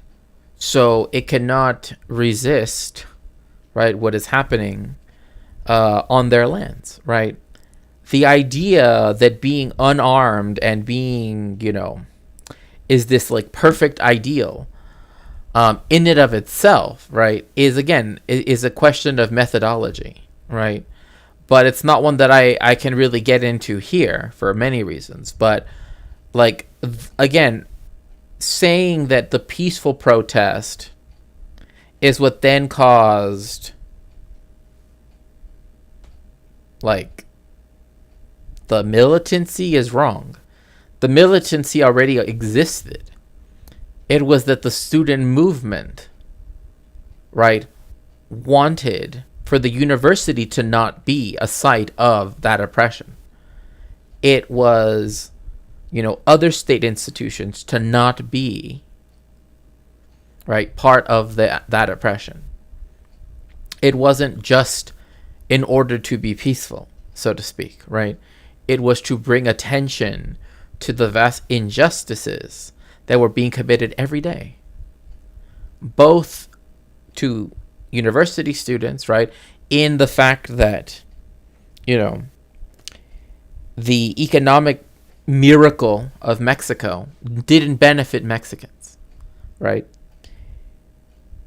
It essentially allowed for the plundering of Mexico's natural resources, and in the countryside, it usually ended up in violence, right? Because it involved the theft of people's lands. In fact, there's a movie. I don't recommend these movies because they're a little bit like, now I would say that they're seen as very unacceptable because of how they portray indigenous people. But these movies that are called La India Maria movies, right? Literally the indigenous Maria, right? Like, that's what. And there's a comment that two white dudes, white Mexicans, right, tell her when a car, right, splashes water onto her clothing, right, her traditional indigenous clothing. They say, don't wring it out because it's petroleum. And that is, right, speaks to the fact that many indigenous people, right, in certain parts of the country were essentially kicked off of their lands, right? And in fact, this is something that still happens, right? I mean, there's still this fear, right, of people like stealing the deed of your house, right? Like this idea that people can literally steal it from under you because it was allowed for so long under the dictatorship. So, again, as if this wasn't enough, a second massacre, known as El Halconazo, or the Corpus Christi Massacre, took place on June 10, 1971, when a government-trained paramilitary gang known as Los Halcones opened fire onto a student protest being held in Mexico City to voice anger over government interference in universities. Again, this is also important, right? Government interference in universities, right? Like, we're over here, like, if you've ever watched the movie Roma, right? It's the black and white movie. It's on Netflix, right? It takes place during this. Most people, like, I've actually had someone talk to me about the movie, and I didn't want to, like, start going all into all the history stuff, because, But it actually happens during El Halconazo, not Halconazo. It's Halconazo. You don't pronounce H's, right, in Spanish. And so, yeah, the whole point of, like, there is a letter in many universities, right? And that is the letter A, right? In their, little acronym or whatever. In their little, the letters that they use to represent, right? Like UNAM, right? Which is, again, right now, they have a pro-Palestine protest still ongoing and going strong, and make sure to keep yourself updated on everything that's happening, right, vis-a-vis Palestine and the worldwide protests that keep continuing, right? Now, why does it have the letter A? It's because, and even in my hometown in Tijuana, UABC, right, Universidad Autónoma de Baja California, the Autonomous University of Baja California. That means it is a state university, but it is autonomous in that it is not to be interfered with in many different, for many different reasons by the state. This was not kept, right, during the quote-unquote dirty war, right, during the dictatorship. They would try to, again, repress, right, anybody that spoke negatively of the regime, right, or whatever you want to call it, the government, etc. But what happened, what happened in Tlatelolco, I think, is interesting too, because there's a very important quote, right, that the president of the time, right, because this was at nighttime, and notice that they do this at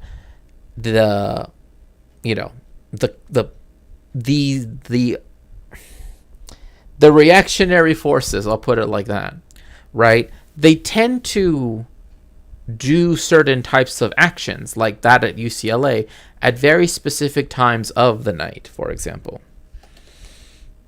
So, right, by the time that the military, by the time 1960, October 2nd, 1968 even happened, right, regions like Guerrero, Morelos, which it borders Guerrero and is kind of like in between Guerrero and Mexico City, right? So if we want to quickly move to the map view, although I don't. So here is Guerrero, and right here is Morelos, right? And then right there's Mexico City. So you can see they're very close. They're very close.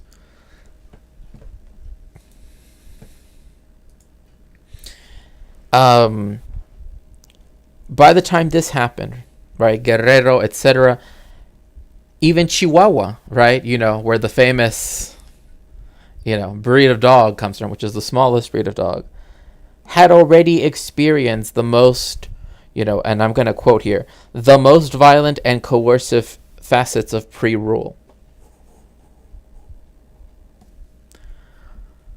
So, again, skipping to 1968 and then 1971 ignores everything that's happening in between those years and before those years, right? Like, Tlatelolco didn't occur in a vacuum. Like, oh, one day, the students got mad.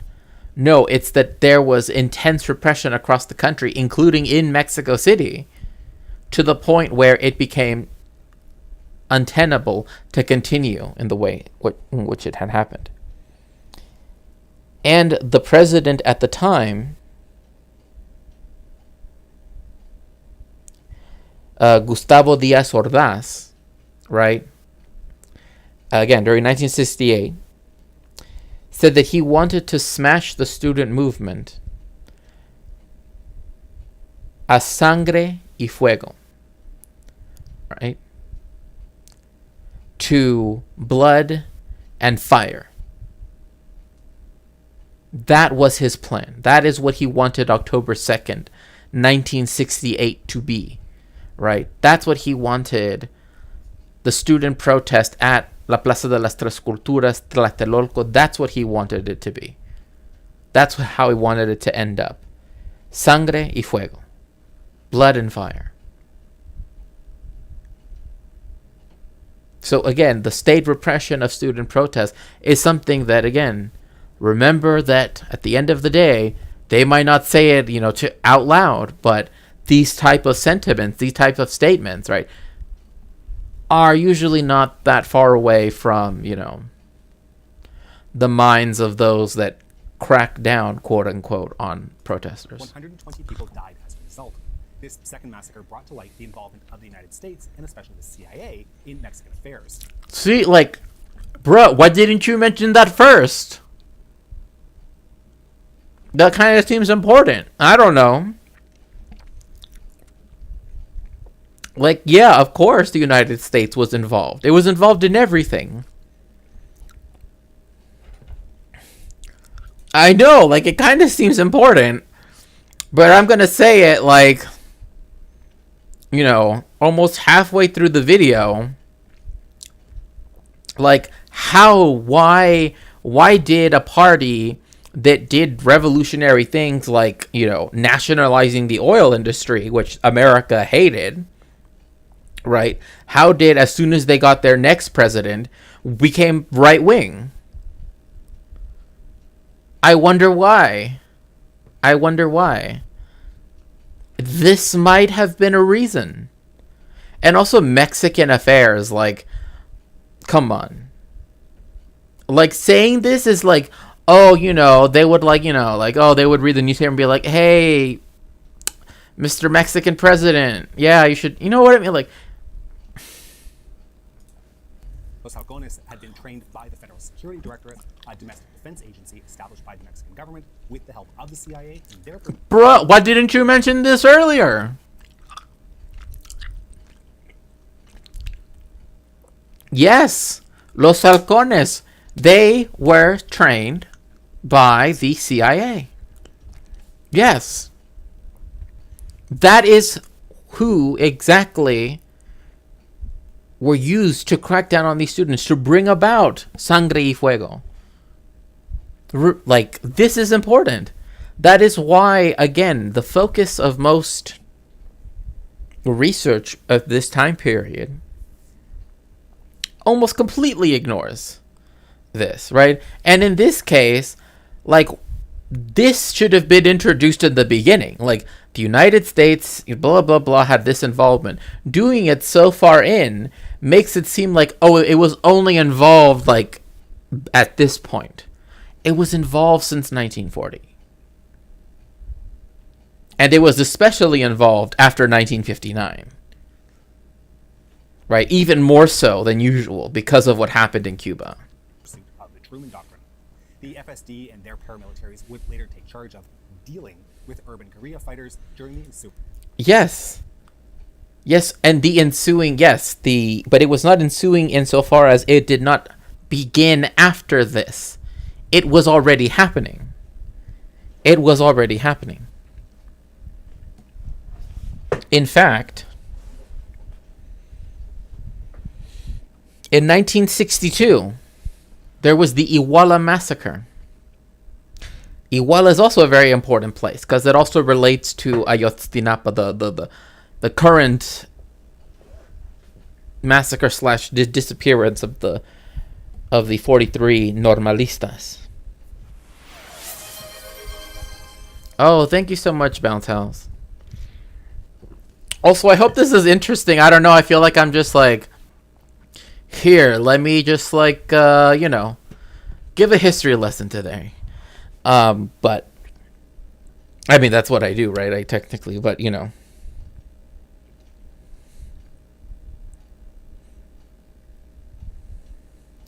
Moreover, this was still a period, too, when the Communist Party of Mexico, although they were against violence, right, they tried to organize using nonviolent means, they still were willing to help the people that did choose, right, that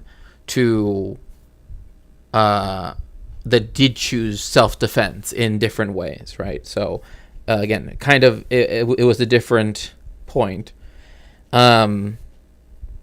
So again, you know, like early 60s, you know, lead to something that happens in the late 60s.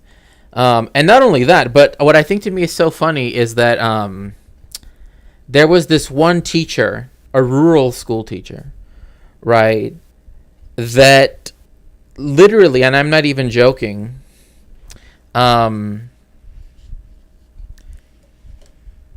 like he was from coastal Guerrero, right? So like, you know, the beach essentially, right? Like he lives on a town where there is like, you know, people farm on if they live on the outskirts, and people fish if they live kind of like in the town, right? Okay. He was so good at collaborating, right, and organizing, right, in defending their communal rights, right? This communist school teacher literally Communist school teachers of the world unite. A rural school teacher, again at that, was so effective with the campesino communities defending communal rights to forestry that he got tons of acclaim for it. Like everybody was, wanted to be, know him, made him be exiled to another state. And I know the map is really focusing on this, but he was forced to move from here way up here, right? Way up here in the northern part of he was forced into exile in 1965. But he didn't stop organizing. He's like, I'm gonna keep doing it. This is what I do, right? So he did the exact same stuff, right? And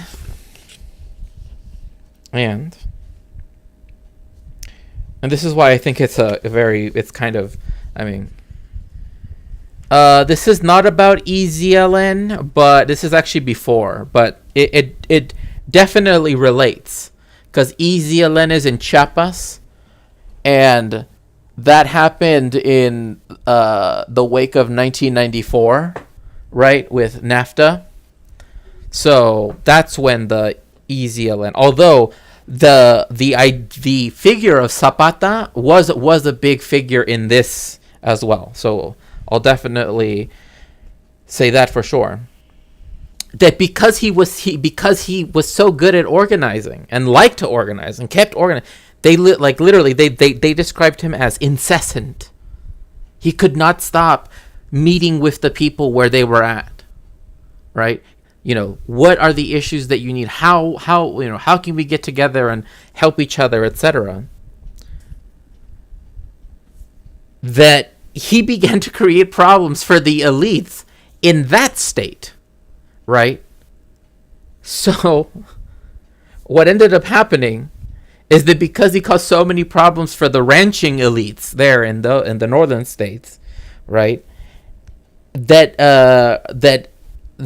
plus the protests of the parents and the students, right, of that teacher, of that school, right, demanded that he be brought back from exile. And he was brought back from exile, literally, because they would not stop. They were like, we want him back. And literally the people in Durango's like, if this dude stays here, he's going to literally bring about a communist revolution in like every ranch, which, but like, because of the fact that he didn't stop doing what he was doing, right? He was a firm, like leftist and focused on the people, right? Focused on the marginalized people. And because of that, literally got his exile essentially revoked and was allowed back because he essentially scared other capitalists in the northern part of Mexico. So he was allowed. Who is the Chad we're talking about? Oh, I'm getting there. Well, his name. I mean, oh yeah, if you're just asking for his name, that's fine. So let's see here. Want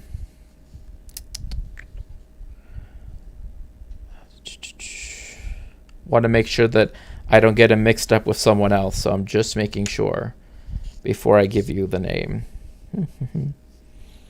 Because his surname is Cabañas.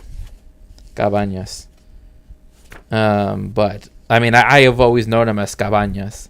But, or I better not say that, because, yeah, Cabañas is his name. Yeah, no worries. It's totally fine. But Cabañas, his name is Cabañas. His surname is Cabañas. I keep forgetting his first name. I mean, his name Cabañas literally means like cabins, which I love. Like, I like to always etymologically break down names, especially because in America, people like they get very weird about Spanish names being like other, right? When it's like, that the last name Herrera right, means Smith, right? Like, you know, Juan Herrera is John Smith. Just so you know, right? Like, so, you know, you don't have to, you know. But yeah, Cabañas. So yeah. Now, what's interesting though is once he came back, right, to Guerrero, right, of this popular school teacher, Cabañas, Mr. Cabañas, right, there was a local conflict going on, right, where the parents of poor school children and an unpopular, I'll put it like that. And an unpopular primary school rector in early 1967 in the city of Atoyac, what ended up happening is the conflict involved manifestations of class struggle. Hello, Igloo, welcome in. Like you see, like this is the problem with with a lot of these you know, internet history buffs. It's like now I have to cover so much history to like, you know, kind of fill in all of the gaps that they miss. It involved class struggle, literally in Guerrero, right? In El Campo, literally in the countryside, you had class struggle. You had class struggle going on because the poor campesino, or one might say peasant, I don't like, that's typically what's the topic today. We are talking about the history of resistance in Mexico, right, against state oppression during the dictatorship, you know, the one-party rule period, and how it also connects to the student protests that were, you know, violently brought down in 1968 and also 1971. But right now we're focusing on kind of how like this video, he keeps like skipping forward a lot, and it's like so much history is going on. It's like, no, like the reason why they were protesting was because of reasons that included, like the reason why they took a nonviolent form was because the whole point, like even in the signs, right, is that it's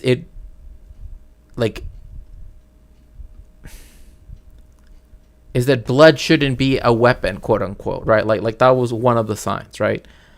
Like you people, like shedding blood, right, shouldn't be seen as a weapon against the people, right? Having them shed blood, right? So I think, you know, yeah, so it was the poor campesino, you know, rural peasant parents. I've mentioned some already, because I do have some. So there's one by Jaime Pensado called Rebel Mexico, Student Unrest and Authoritarian Political Culture During the Long 1960s. And that came out very recently. It's from 2013. So it's a very good academic book. And don't worry, in Discord, if you're part of the Discord, which actually reminds me, I probably should put a Discord link somewhere around here. I'll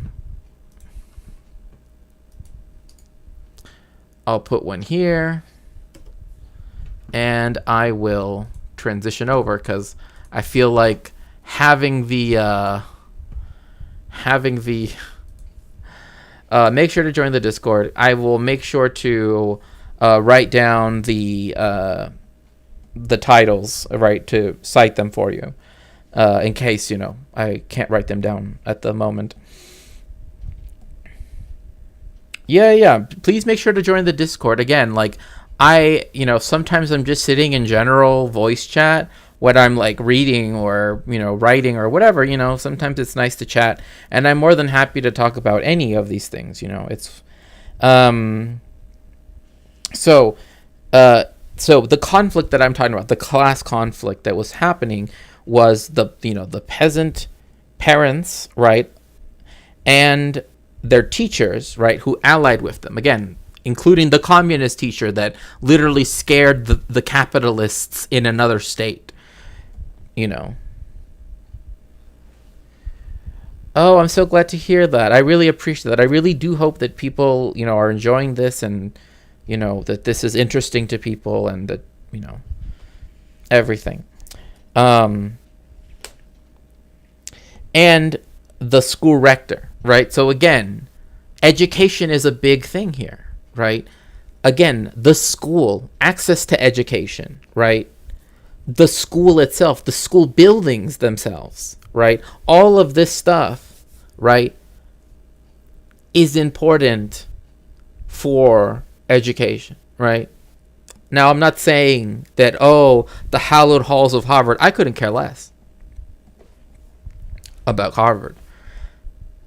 People love to list off their, whatever, fine. Okay, great. But what are you doing with your education, right? Because there are very many people who are, that they think that just prestige alone is worthwhile, right? And it's like, no, what are you doing, right? So what I would say with that is that, again, which, by the way, Twitch, yes, accessibility to me is the most important thing. That's why there is a library, right, channel in there, and if people that want to have some interesting things to read, that they would like to so the ad break starts in 5 minutes, actually more like 4.5 minutes on Twitch. If you would like to avoid those ads, please subscribe.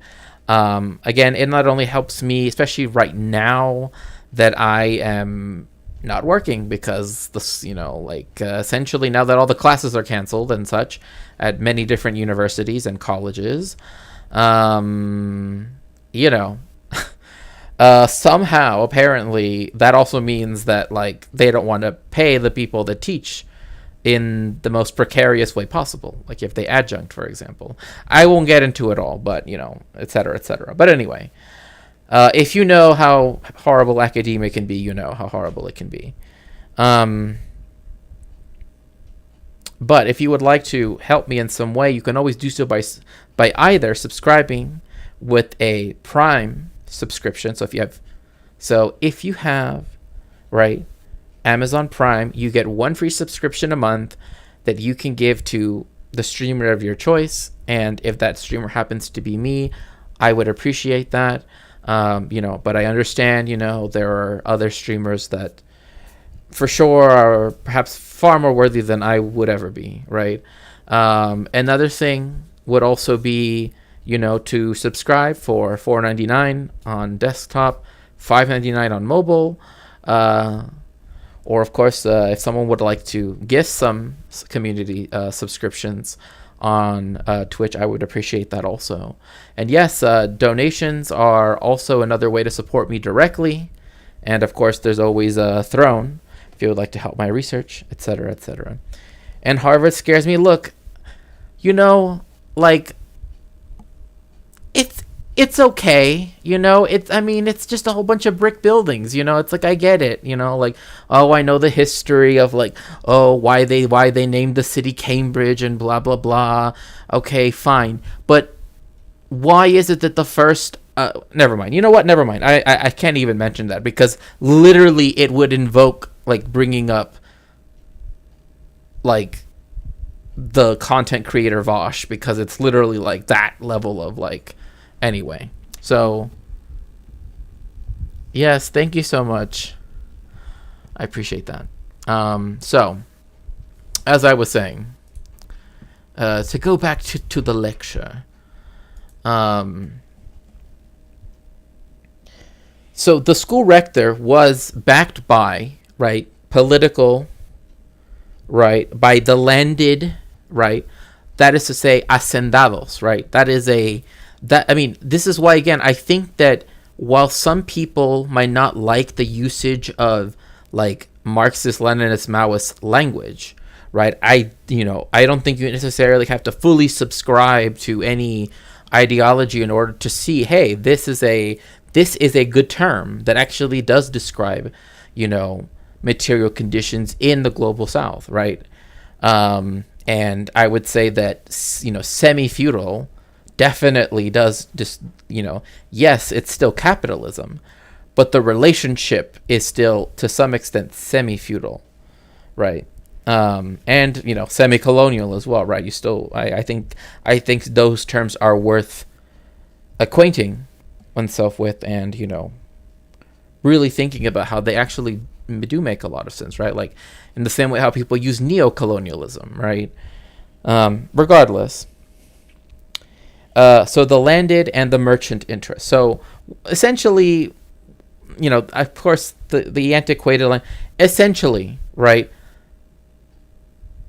Like people that live in the city, right? That wanted, to sell, that essentially wanted the school, right? To essentially just give them workers, right? That's what they wanted from the school, right? They didn't care about teaching them about, literature, history, or, any real history, right? Or, quote unquote, right? Instead, it's the,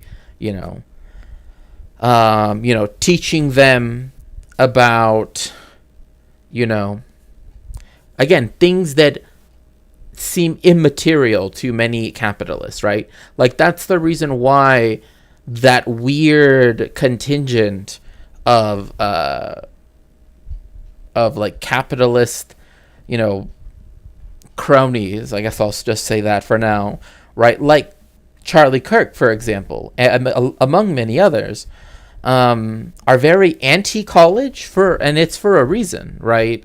It's because they want, particularly state universities, right, to be cannibalized more, because the less people that go there, or the more drama that is stirred up on them, usually that, means the donors might pull out. That means that, they're in down, blah, blah, blah, blah, blah, blah, blah, blah. So essentially, the myth of the leftist professor is something that is used, that, has offered ready-made ammunition, right, for the complete dismemberment of the university system, right? Which, again, why is it that when it was only, like, essentially aristocrats, right, that could attend Harvard, that it was free, right? Like, because, again, the relationship to the access to education, etc., and now means that we have to pay an exorbitant price that we can never get rid of, even through bankruptcy, right, in the United States, which means that we can never expiate, right? It's literally like a sin, right, to be indebted that can never be wiped away, right? And I don't want to get too deep in that, because that's actually something else I've been researching on. Again, it's talked about in this book, so if you'd like to support the sponsorship of the book, I would appreciate it. Because I mean, look, I try to read online, and it's just, I can't, like, my eyes just start to hurt, and I start to get a really bad headache, like, very quickly. And I don't, anyway. So again, you have the capitalists, right? The petit bourgeoisie, right? The bourgeoisie, right? Especially the landed bourgeoisie, right? So again, capitalists that own the means of production, right? They own the land that the campesinos, right? The peasants, one could say, work on, right? They work the land, but this dude that lives, in the city, right?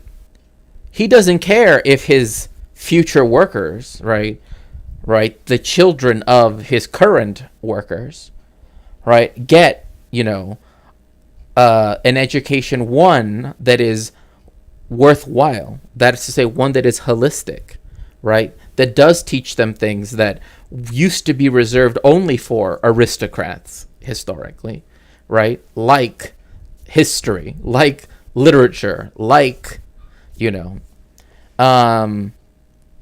and also to not just essentially teach them, you know, the 3 R's and then just, okay, you're done, right? Reading, writing, arithmetic, right? That's not enough, right? You know, learning ciphering, as it used to be called, right? Which means, like, you know, how to tell, you know, how to do, like, doing mathematics. I don't know why on earth it's taking me a long time to get that out. Ciphering is another way of saying it back in the day. But it was like, as long as you can tell that, you know, you're paying an honest price, right? That was the ideal. But it was people that literally said that education as such was, you know, not necessarily a good thing for, you know, people of the working classes. So, dirty war, responsible for many bloody incidents against Mexican citizens in the process. The coalition that fought against the PRI was not a unified movement, but rather a collection of different groups, each operating under their own motivations, but facing a common opponent. The fighting took place in both urban and rural settings. In the countryside, Lucio Cabañas' Partido de los Pobres... Right here, Luis, not Lucio, it's Luis Cabañas. This party here, which, by the way, like, can we just talk about how awesome both Luis looks? Don Luis, right? Don Luis, right? And how cool this poster looks. I don't care what anybody says. Some people, oh, it's too simple. Oh, it's too... Look, this goes hard, okay? This goes hard, right? Partido de los Pobres, the party of the poor. Like, this goes hard, okay? It has an AK-47 and a machete, okay? You know, like... Oh, it's cut off? Oh, no. Here, let me help with that. You know what I think the problem is? Yeah, I think that's the problem.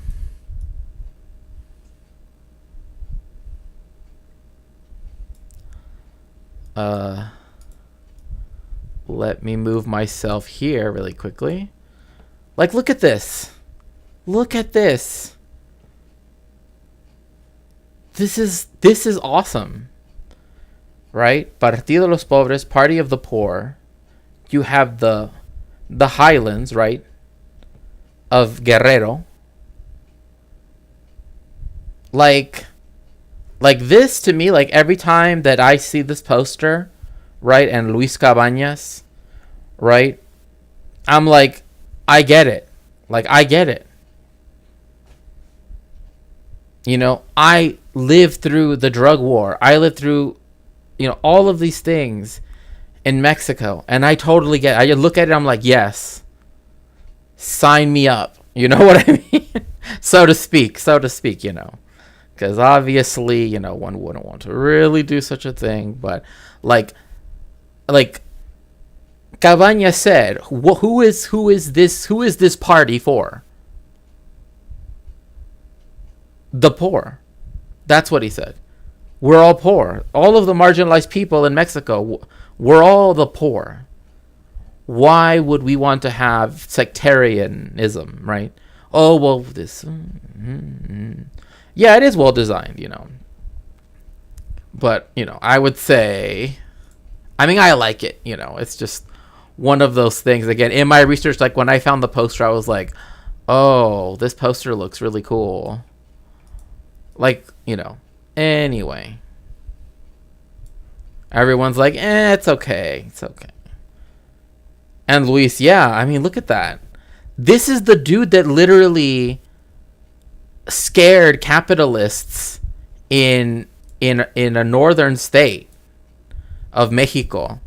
Like, scared them so bad that, like, as soon as the people started to rally around him again and ask for him to be brought back from exile, they're like, yeah, we're going to send him back.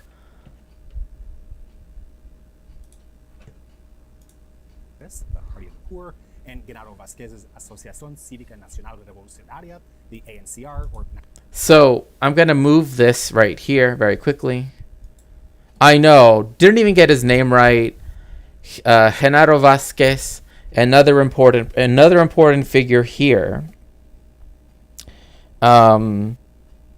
Because the Party of the Poor, right, had as its... Well, I meant to finish the whole thing about the school teacher. I mean, about the school rector. So after days of threats, right, that they started to receive like violent threats, right?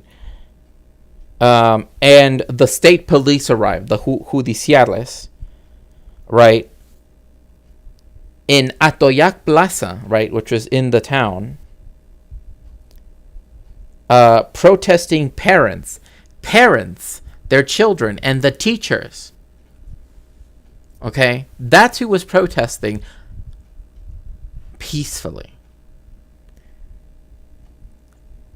As soon as Cabañas got up to speak, as soon as he got onto the microphone, and it started speaking the opening words of what he was going to say, that is the moment that the bullets began to fly.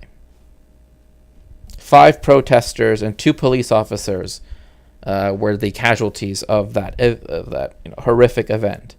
But what I think is very important also to note is that then after this, right, you had another massacre that happened in Acapulco, right, of 23, between 23 and 40 campesinos.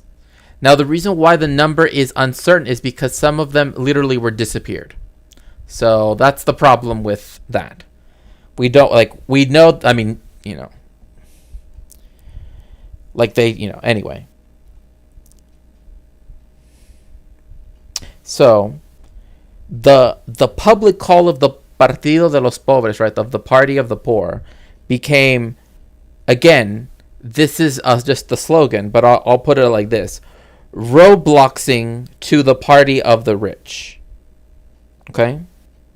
And this is something that Fabiola Eneida Martinez Ocampo writes in her own stuff on this. Yes, please remember to boop the like button and subscribe on YouTube, please. So this here, again, was another organization that itself, right, was very important in the armed struggle in Guerrero. Which it's interesting too because, like, the name Guerrero, right, means warrior. Like, literally, but it's also named after Mexico's first black president, Vicente Guerrero. He was, I believe, the 3rd president of Mexico. So, regardless, like number 6. Yes, thanks for the clicks. Yes. So, trying to see if I can... Okay. Yeah, I'll just... Yeah, well... National Revolutionary Civic Association led the fight. They were primarily centered in the southern Guerrero province, which would become a center... It's not a province. Oh my god. See, this is another thing too. Thank you so much, Fighting Gale. I appreciate your lurk. I hate when people do this. This is something that happens all the time, and it's done for reasons. For bad reasons. Like, by saying province, right? Again, by wrongly saying that it's a province as opposed to a state, that terminology has been used to, again, make it seem as though Mexico is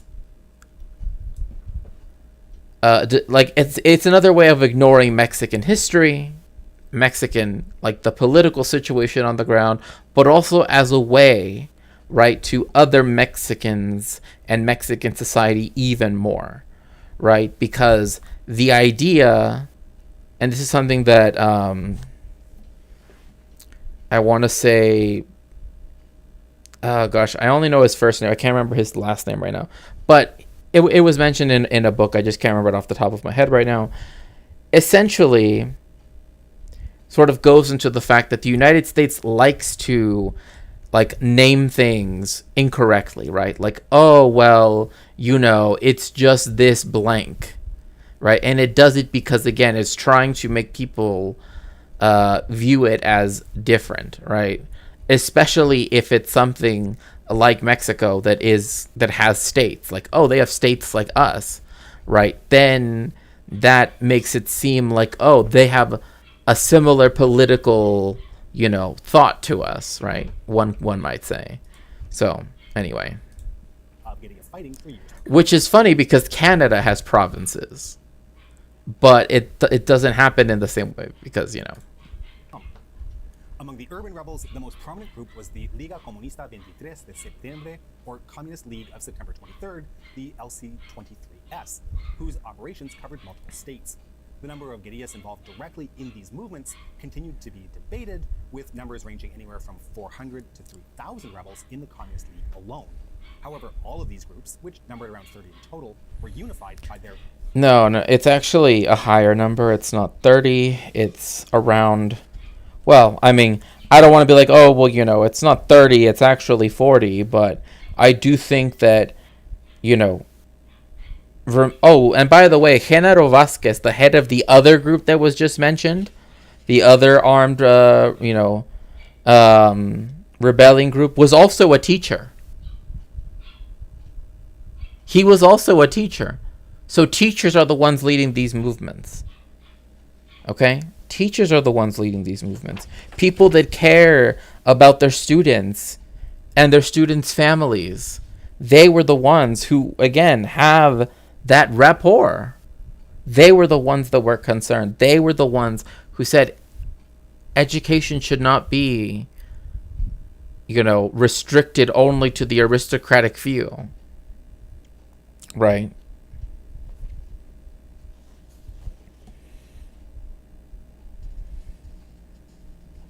But 30 is a low number. It was more than 40, but okay, whatever. I'm not going to be like, let me cite to you where it says it's higher.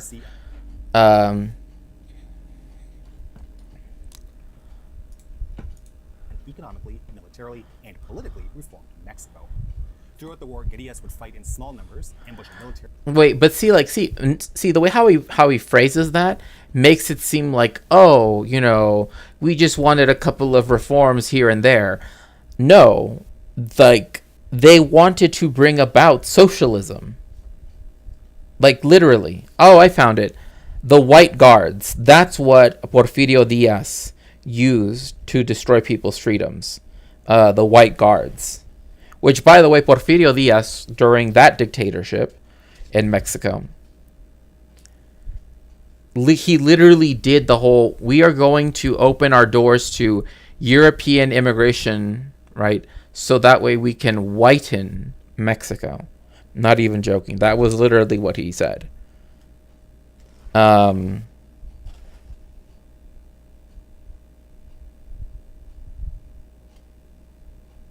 But, one thing also I want to note is the fact that Cabañas, right,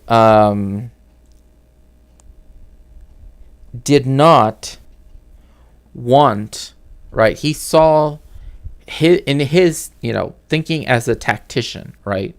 So, like, tacticians would be, I'm not going to compare him to Napoleon, but, like, Napoleon is an example of this, right? He was a good tactician, right? He knew kind of, like, how to, up until, the very end, right?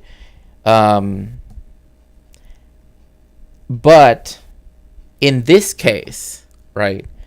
In this case, dealing with a militarized state that is backed by the United States, that is funded by the United States, right? That has a military. So again, it's asymmetrical warfare, right? They are a small group of people, of marginalized people, going against a state that has the most technologically advanced weaponry, right? An actual army, right? They are not, the campesinos are not state actors, right?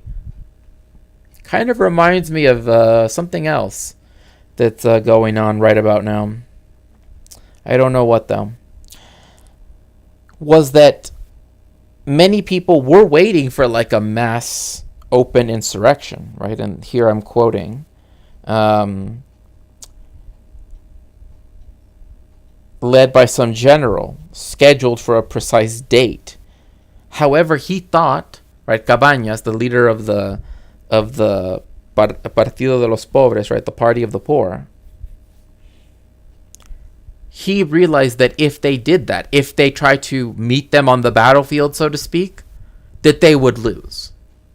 Because a whole bunch of campesinos, with whatever arms that they can gather, against, again, a state apparatus with a military, is not going to end very well, right?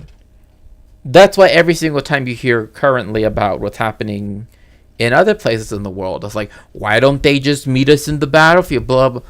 Are you serious? Like, are you really just, you know what I mean? Like, I'm like, with so many of those people, I'm just like, you know, like, you're just, I don't even know. Just, it's so inane to even begin to really deal with that, because again, it's this view that like it's unhonorable to blah blah blah. Okay, well then what about when, I don't know, like the Spanish did it against Napoleon? Suddenly guerrilla war, in fact, that's where guerrilla warfare comes from. Suddenly now it's okay, right? Oh, okay. So Police outposts, patrols, and checkpoints before disappearing into their surroundings. Groups operating in urban areas would try to align their efforts to coincide with ongoing peaceful labor demonstrations taking place in the cities, while the guerrillas in more rural areas would stick to operating alone in the underpopulated mountain ranges of southern Mexico. See, that's so weird. Who talks about a place like that? The underpopulated. It wasn't underpopulated. It's that Mexico was still fighting what the United States calls Indian Wars, right up until the Second World War. I mean, like the Yaquis, right? Like the Apaches, etc., etc. Like this belief that like Mexico somehow represents the indigenous peoples. No, it does not. Right? It has an ideology called indigenismo, right? Indigenism, right? Where it uses the accoutrements or accoutrement, if you prefer, right? The aesthetic of indigeneity, right? To then say we have surpassed in the indigenous people, right? I'm not like, that's literally how it works. Like if you've ever read Vasconcelos's La Raza Cósmica, otherwise known as the Cosmic Race, that's literally what he's saying, right? Like it's almost like a stageist view of history, right?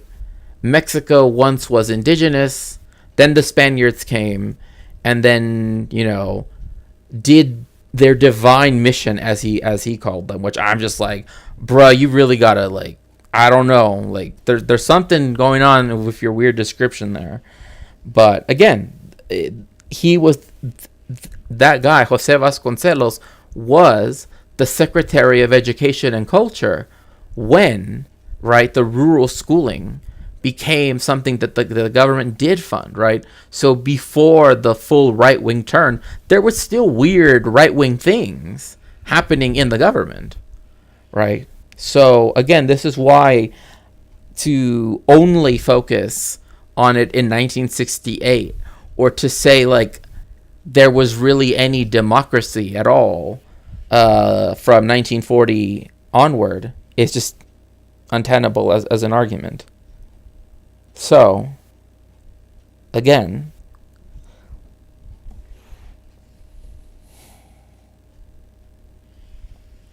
one thing that made the guerrilla warfare in the, I cannot believe you said underpopulated. One, they're not underpopulated. One reason why the highlands are, if they were underpopulated, it's because they're owned by capitalists and they don't allow people to go on those lands. That would be the reason why, right? Enclosure, not just, oh, there are no people there. There are lots of people there, and lots of people that want to be there because that is their home, but they're not allowed to. So one of the things that made the guerrilla movement so successful, particularly with Cabañas, is that throughout the country, right? So, I've been pointing here because you can really only see the southern part of the country, but all around the state of Guerrero, because again, he did organizing on the ground. He met with the campesinos. He spoke with the people, right? The marginalized, the working classes. They were able to literally go all around the state, even when the military, like the Mexican armed forces, were all there trying to find him. Like, they were literally able to go around them through towns, be hidden by people that were willing to hide them and to shelter them and to give them safe harbor, because they were fighting for their rights and fighting for their liberation. Oh, thank you so much. Okay, I'll see you later. Thank you so much. I appreciate it. Thank you for being here. So, I mean, even to the point where they ambushed state police forces, right? The judiciales that were, absolutely detested. The judiciales are the ones that were compared to the white guards. Anyway, one of their big things, though, that the Partido de los Pobres wanted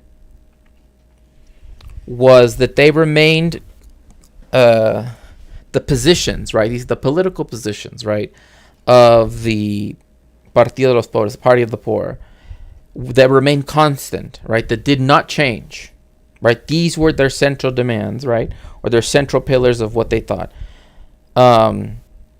During the period of armed struggle, support for all forms of popular struggle, armed and nonviolent. So it did not shame people for choosing one over the other. It saw the utility of both, right? Because both are important. Hello, FLFNF. Welcome in, welcome in. We're going over Mexican history today, actually. Talking about stuff that led to the student protest repressions in 1968 and 1971, but giving the historical background to it. And organizations against the PRI. So if they were against the party of the dictatorship, they would support them. Because essentially, if you were anti-PRI, that it essentially was a crime, right? Respect for the political and tactical autonomy of armed revolutionary organizations. So it respected that, this other group, we don't need to be in charge of this other group, right?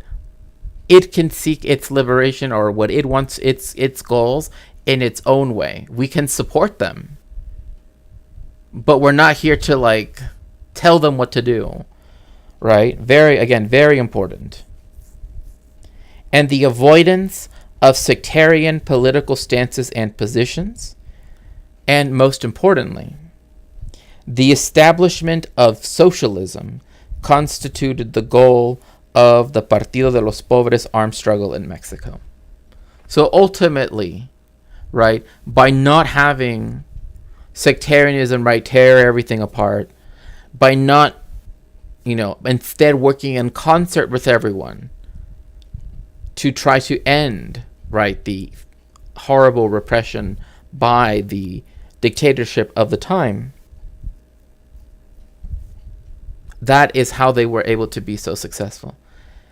Did the PRI have popular support at the start? So the last president before, so 1940, that period from the president that becomes the 1940 election, right? That is when they become right wing. That is when they become like the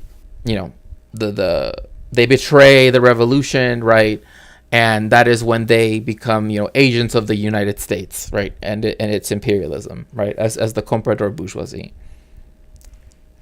But the sexenio, which is how we call the terms of the president, because they only get 6 years, before that actually did live up to some of the revolutionary ideals that were enshrined in the 1917 Constitution and beyond that, right? Like nationalizing the oil industry, nationalizing, a lot of nationalizations, electrification, etc. So it was popular during those 6 years, even though there were issues that showed up even then, like in 1937. But generally speaking, that was when there was all of this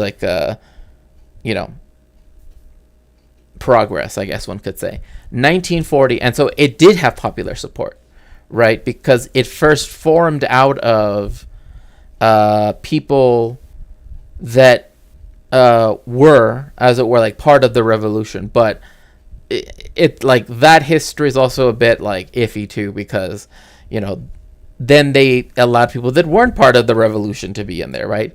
And then they became institutional, right? The Institutional Revolutionary Party. And, like we all know what that means. So,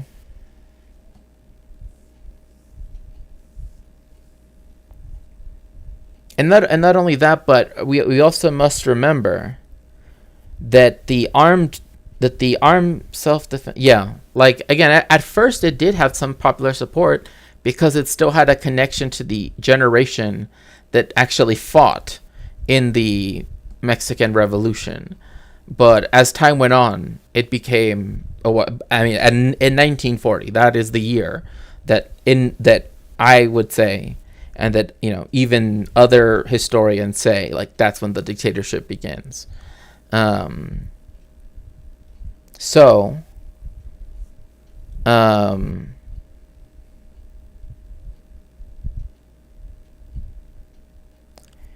One other thing I wanted to quickly add, just they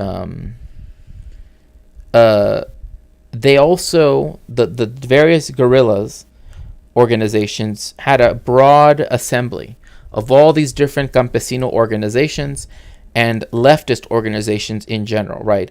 So it included 35 communities, right? So 35 communities in the state of Guerrero, right? So they could be indigenous, Afro-Mexican, etc. 35 different communities. And also individuals from nonviolent leftist organizations like the Partido Comunista de Mexico, the Communist Party of Mexico, I should say, and the Revolutionary Teachers Movement. So, again, the Communist Party of Mexico it's always had this kind of view that like nonviolent resistance is the best way to go, right? To sort of get the demands of like El Partido del Trabajo, etc., right? Like to get the social democratic things, right? That would help ameliorate the condition of the people. That's kind of been its position, right? So again, but the Partido de los Pobres, during the time that it did have it did represent armed struggle, or it did do armed struggle, was the establishment of socialism. Now, they also did have like a manifesto, quote unquote, but it's called the Primer Ideario Pobrista, which, like there's no real word that exists in English that really, encapsulate the idea of un ideario, because it's like an ideary, right? But I guess manifesto would be, I guess. It's, and it talks about to overthrow the government of the rich class and create a new government of and for the poor. And this is a quote from them, right? Declaration of Principles, yeah, that's a good. Now here's the part where I think, and I hope that, both chats, hope, are still interested. I know we're doing a deep dive today, but I really did want to just, go into this because I thought it would be fascinating. Guerrillas from another group, right? The Movimiento de Acción Revolucionario, right? Or the Movement of Revolutionary Action, right? It emerged, right? So all of, it's gonna, I think this is very interesting. It emerged from Mexican students, right? Okay. People are like, oh, okay, Shakespeare, we get it. You're talking about Mexico. Of course there were Mexican students, right? Oh, no, wait. Who studied at the Patrice Lumumba People's Friendship University in Moscow in the Soviet Union, and who later received military training in the DPRK, or North Korea, as people would say. So again, these were people that actually went to live in the USSR, study in the USSR, right, in the 70s, or rather in the 60s, right? And then, after the well, it's not really after, because the war is technically still ongoing, but, after the armistice in 1953, with, the two Koreas, I guess, they received military training from the DPRK, right? So this was like a huge step above from other people, the other guerrilla movements, because their training was literally on the ground, right? Like they had to, there was no, whereas as even the history buff guy that we're watching says, like, yeah, and the CIA trained them and blah, blah, blah, and started this militia, yes, that's true. But, there wasn't really anything like that on the leftist side. Excuse me. So the MAR, as it's called, provided another guerrilla organization with key tactical advice and training, right? And so again, what ended up happening later on is that Wenceslao, like, if you've ever heard of Good King Wenceslaus or whatever, Wenceslao Garcia Jose, who was disappeared in 1975, actually, provided, right, was essentially the guy that brought together the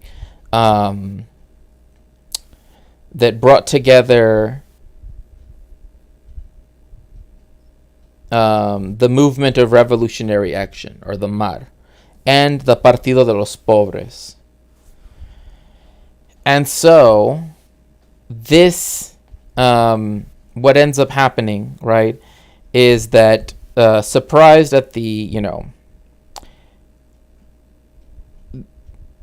the government, right, could not develop, in the wake of, these connections, right, and the guerrilla warfare that they were doing, right, some people might even say protracted people's war. I don't know if it would technically fall under that. I know some people's definition is more narrow, some people's is longer, because technically many of these organizations still exist. They're just underground.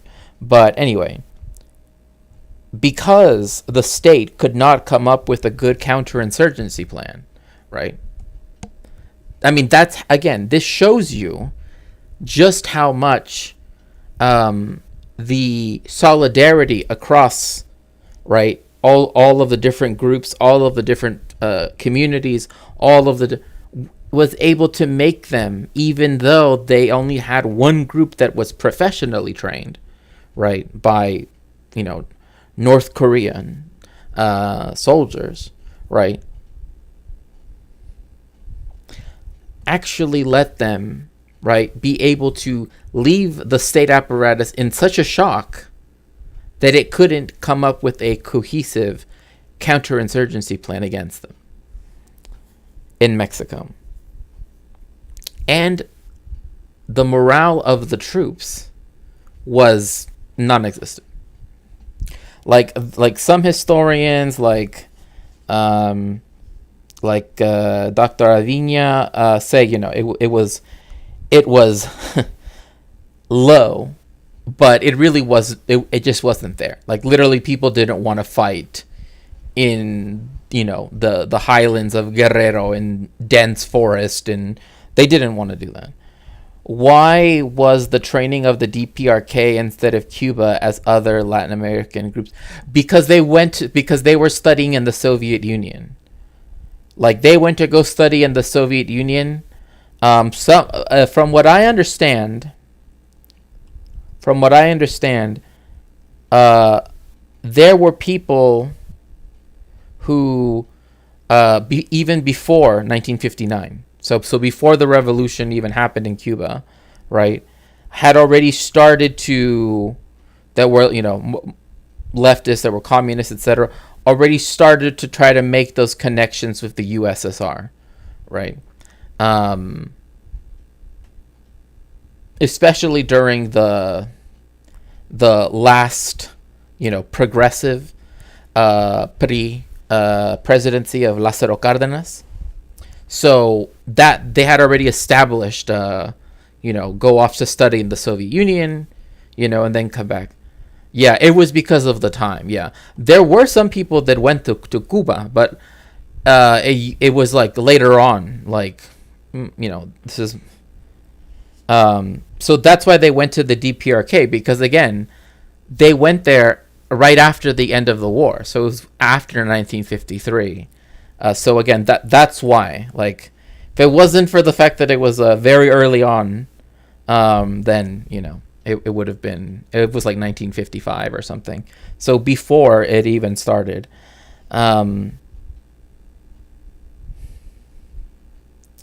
So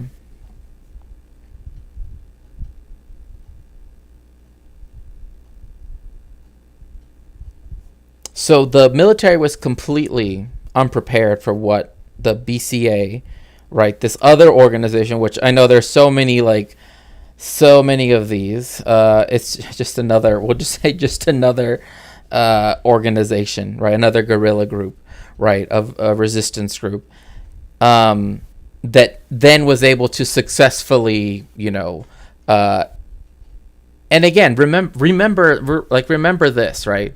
Like with Gaza, right? If we're talking about Gaza, and we're talking about like there's this graph that I saw Irene, No Comment Chick, pull up, where it shows, right, the amount of casualties, right, in total, right, that includes injuries and also fatalities between the Palestinians in Gaza, right, and in the state of Israel.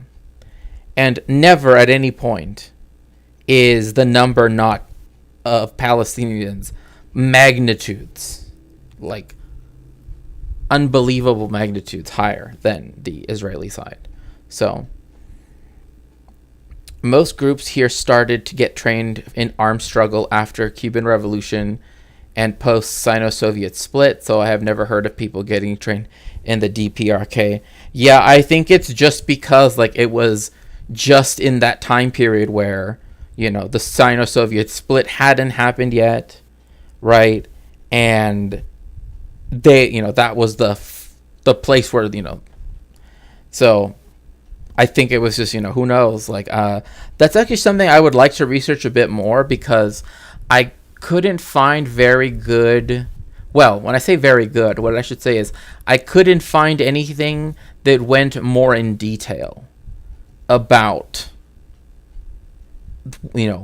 what they did in the DPRK. It just says that they went there, right? Like, that they were trained there, and that's how they learned all of these tactics that were essentially allowed them to, at least in terms of proportion, right, able to actually, do a lot of damage to the convoys, right, of the armed forces.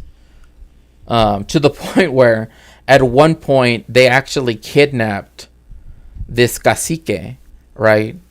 And like they were like, we don't even know what to do, like the problem is like they kind of became too good at what they were doing in a way. I mean, it was still difficult, but it didn't end well. I'll put it like that. So then, do you know what the Mexican government decided to do? And this is what I find really funny, because this is after the second ambush, which occurred on the 23rd August 1972, right? In the days after the second ambush, the military intelligence officials of Mexico, but with CIA, they secretly proposed, and this made me laugh when I was reading about this. Like, again, I thank anybody that helps me with, the books for my research, because again, like, so much of this, like, especially when I start to just go off and, go into other details, it's, very much a product of the fact that, I have people that, support my research and everything, and I appreciate that very much. So the military intelligence officials, including the CIA, thought, hey, what if we do broad-based socioeconomic development programs for the state of Guerrero? What if we don't let them be in abject poverty anymore? Maybe that might stop them from hating us so much. Which shows us one thing. Right? And this is even applicable right now, both in Gaza and even here in the United States, in Chile, anywhere else. The government could do this at any time, but it chooses not to. Right? It chooses not to do this. Okay? And they did this to, quote, to reduce discontent and, above all, to undermine the region's support for those who oppose the government through illicit means. Okay? That was their problem. They're like, people hate us, and they're not protesting in the way that we told them to protest. What should we do? Maybe we should do the basic, like, literally, like, do the absolute basic stuff. Now, this information here comes from the archives, actually. The Archivo General de la Nación in Mexico. So it's a bit, So again, with historians, one of the most important things to have access to are archives. And I might bring it up next stream. Maybe I'll bring it up, some other time. But for sure, at some point, I will bring it up. But the fact that there are 3 organizations that are trying to protect, right, Palestinian archives, and, even just visiting their website, right, but, of course, donating to it, etc., right, will help literally protect the ability of the state of Israel from destroying all of the archives possible, because by them being digitized, they are not able to be so easily destroyed by the state of Israel and its armies. So, a month later, literally a month after the military intelligence high command, along with the CIA, etc. And again, even the pop history guy over here, right? Even he said this, right? Although he said it a little bit late. The state governor announced a plan, right? But the government, like the national government, right, of Mexico, publicly denied that the guerrillas even existed. They said, "What are you talking about? Those things never happened. What guerrillas? What are you talking about? Like who? What guerrillas? Where? No one would ever take up arms against the government. How dare you think such a thing would happen?" Right? So again, they denied the existence of the guerrillas. And the plan promised, and I kid you not, roads. Yeah, gaslight, gatekeep, right? It's just like, it promised roads, electrification, schools, hospitals, credit, potable water, and the undermining of caciques by recapitalizing state companies that directly purchase coffee and copra, which are the main products of that region, from small and middle, like the middle peasantry, I suppose, at fair prices. Imagine that. Oh, maybe if we actually, I don't know, do what they're telling us they want to do. Copra, here, I'll show you. I think it's best if I show a picture of it, because it's it's kind of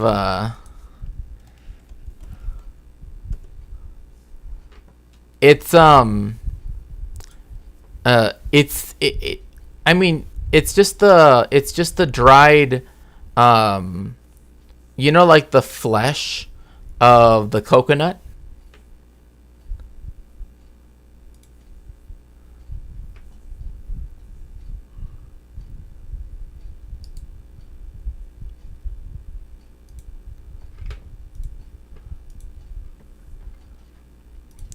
So it's that. It's like when they dry it out, they export that. Again, there are a lot of coconut palm trees in Guerrero, right, to the point where people can have copra farms where that's all they have. Right? So that's what copra is. It's just the dried white flesh of the coconut, because that is from where coconut oil, like coconut oil, that's where coconut oil comes from. So they raise then they cut it down, then they dry it, and then they put it through the process to then get the oil out. So very important. But all they had to, they literally are like, what if we actually listened to them and their demands that they made from us before they resorted to violence, right? And actually gave it to them. What if we did that? Imagine if, I don't know, if the universities, Columbia, UCLA, USC, what if they decided, hey, look, our students say we shouldn't do this. Fine, we won't do it. Then there wouldn't be but no, sigue laburando. Like, literally, what did people want?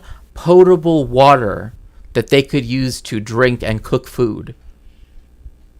What did they want? Schools, hospitals, credit. And to stop letting the sort of plantation owning bourgeoisie, right, from being able to be the only people that can make money off copra, right? Instead, focusing on the campesinos at fair prices. Imagine that. Imagine just doing good things for once. Like, it's to me, this is so funny that the government, right, that like, and not even just like the government as such, right, but that the highest echelon, right, the military security high command had to get together in a meeting and had to literally strategize, like, what should we do? What should we do? Like, this is getting so bad, like, that shows that they were actually scared in many ways, of like the different movements across the country, right, uniting. Like, that was always their biggest fear, right? Unfortunately, that didn't happen, because if that would have happened, who knows, but literally they got together, had a long meeting. It was like 8 hours long. And what did they come up with at the end? What if we give them exactly what they want? What if? Right? But the point was to undermine the movement, right? So this is something that a lot of people often talk about when it comes to like FDR, right? Yes, he did give, yes, the New Deal did do a lot of things, right? It did help in many ways, but it was there to stop the United States, right, in its immiserated condition from having a revolution and it possibly becoming socialist, right? Because, and even then, we have to remember that for the New Deal, it was almost exclusively only for white people.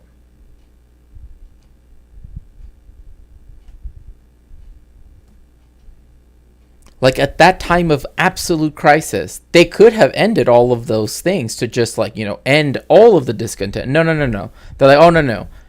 We can still have segregation, right?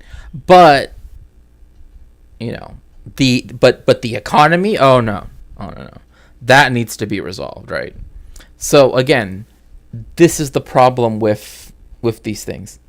Pretty much why all the Europeans had so many strong unions and social programs. They had a big red bear orbiting them. Yes, and that's why, like earlier when I was mentioning, like, hey, these people went to go study at the Patrice Lumumba Friendship University in in Moscow, right? Like, and the fact that there was an international communist network, right, that people could count on for solidarity, for all these other things, excuse me, and the Soviet Union, of course, meant that after the fall of the Soviet, those countries have slowly been rolling back those unions. Oh yeah, I mean, from my, like, speaking about Mexico, like, you will not believe the fact that the party of the dictatorship, which is still allowed to be a party, still allowed to run in elections, was given a second chance, in the presidency before this one, from 2012 to 2018. And literally another huge massacre, just like the ones that we're talking about here, happened. So, you should maybe understand that when you let the party of the dictatorship back in power, bad things happen. I don't know. That's just seems to be a pattern.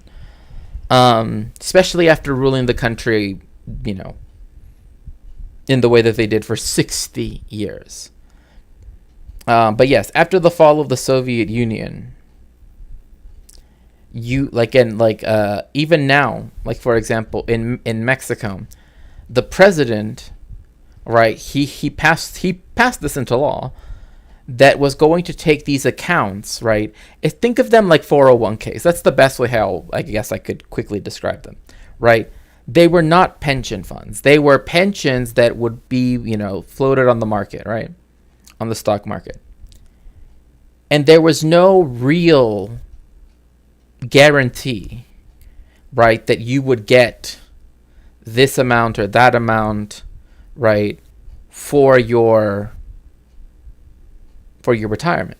In fact, some of the higher percentages that people would get in relation to the last salary that they earned was 30%. And this was before the minimum wage in Mexico was raised to $11 a day under this presidency. And remember, that's not an hour, that's a day. 11 hours a day. So, they started a program that said in all these accounts that people do not understand, that would otherwise be run by hedge funds, right, essentially, and asset managers, blah, blah, blah, all that stuff, right, portfolio managers. Let's instead take those funds and make it so that everybody, right, starting literally this August, when they retire, the state will give them a pension that guarantees them 100% of the last salary that they had at retirement.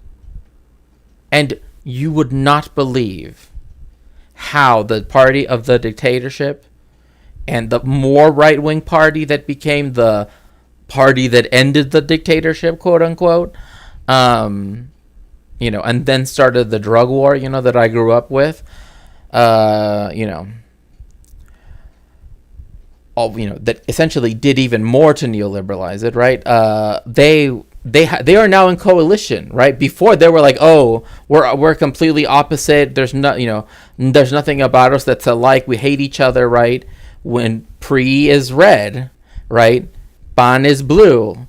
Now that they have someone that's doing very light social democracy, like literally raising minimum wages, right? Allowing for pensions, blah, blah, blah, all these things, right? Things that are good, but, are not socialist or anything like that. Suddenly now the three old parties have now joined in one coalition. They're like, actually, now we are all the same. And we're all against this guy and his party. In fact, the ex-president, let me actually pull this up. I think I have this on Discord, actually. Let's see here.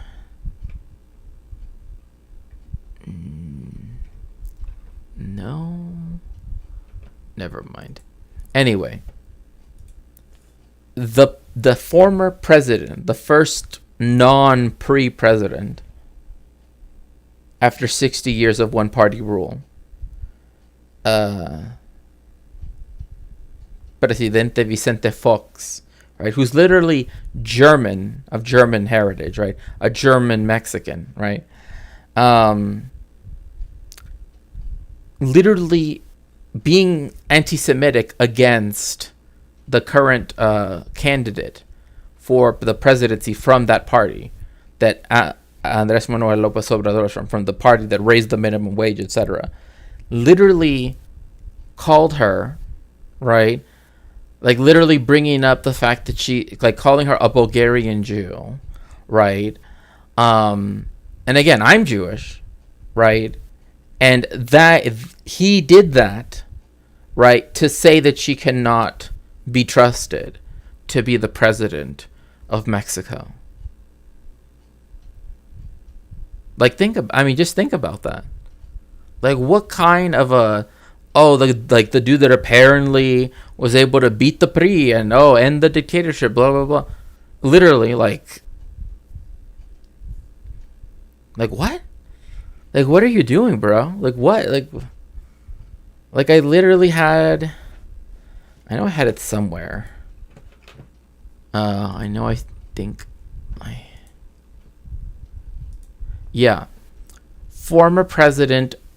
Former Mexican president under fire for anti-Semitic comment against presidential candidate. Vicente Fox refers to Claudia Sheinbaum Pardo as Bulgarian Jew, seemingly attempting to use her ethnicity as a means of discrediting her suitability for the presidency. Like, really think about that. Like, to me, like, her family that lived in Bulgaria, by the way, that escaped to Mexico, did so because they were escaping the Holocaust.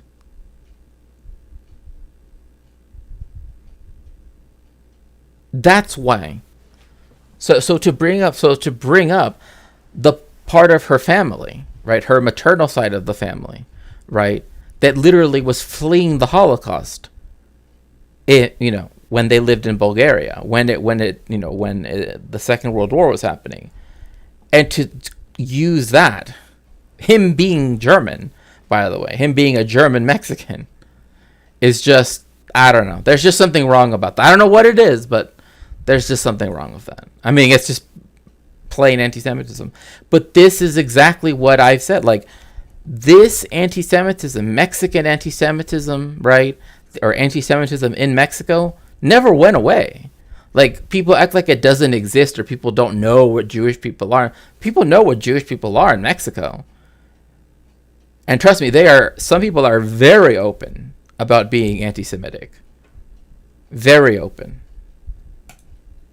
These sides waged a two-front war, and although small in numbers, their impact was more than a nuisance to the government, who sought to crush them by means of ever-increasing force. In response to the growing unrest, the Mexican government responded with a campaign of bloodshed. This ranged from mass arrests, illegal detentions, and exile from the country, all the way to the complete destruction of towns, torture, and forced disappearances. To this day, the number of people disappeared by the PRI is unknown, as the party attempted to destroy all records of victims' existence, including birth and school certificates. When Gadias were caught, lynched, or shot. Oh, look at that. Look at that. Huh. So they destroyed the evidence of their crimes. And we're supposed to believe them when they say, "Oh, we've changed," right? After 12 years of not being in power. Yeah, they completely changed. Like, it's just like beyond parody. Beyond parody. But again, these are the people that the PRI party are the people that make sure that none of even the most basic social programs, right, can continue on as they have been, right? Like they want to be put in charge of the government again, right? Why? Because then that will allow them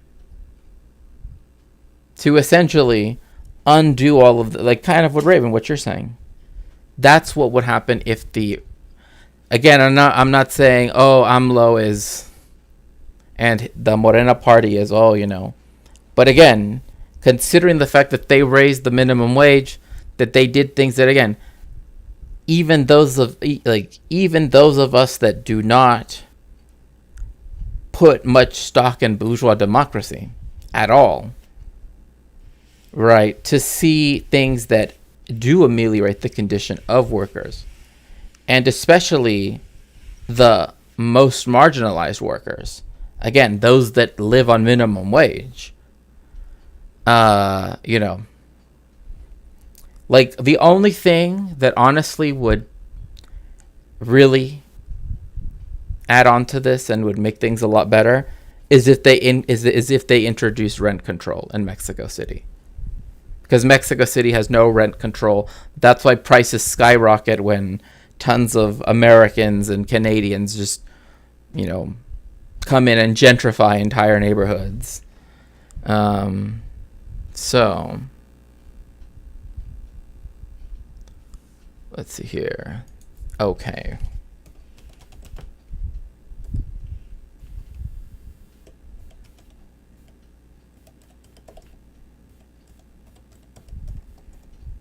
Okay, so we are going to rate out. I'm feeling a little tired, So we are going to raid the 27 Club. Everyone, please get in the machine and make sure to tell 27 a big hello for me from Shakespeare. I will see you all again very soon. Thank you so much for joining me. I hope you enjoyed today's stream. I will see you all very soon.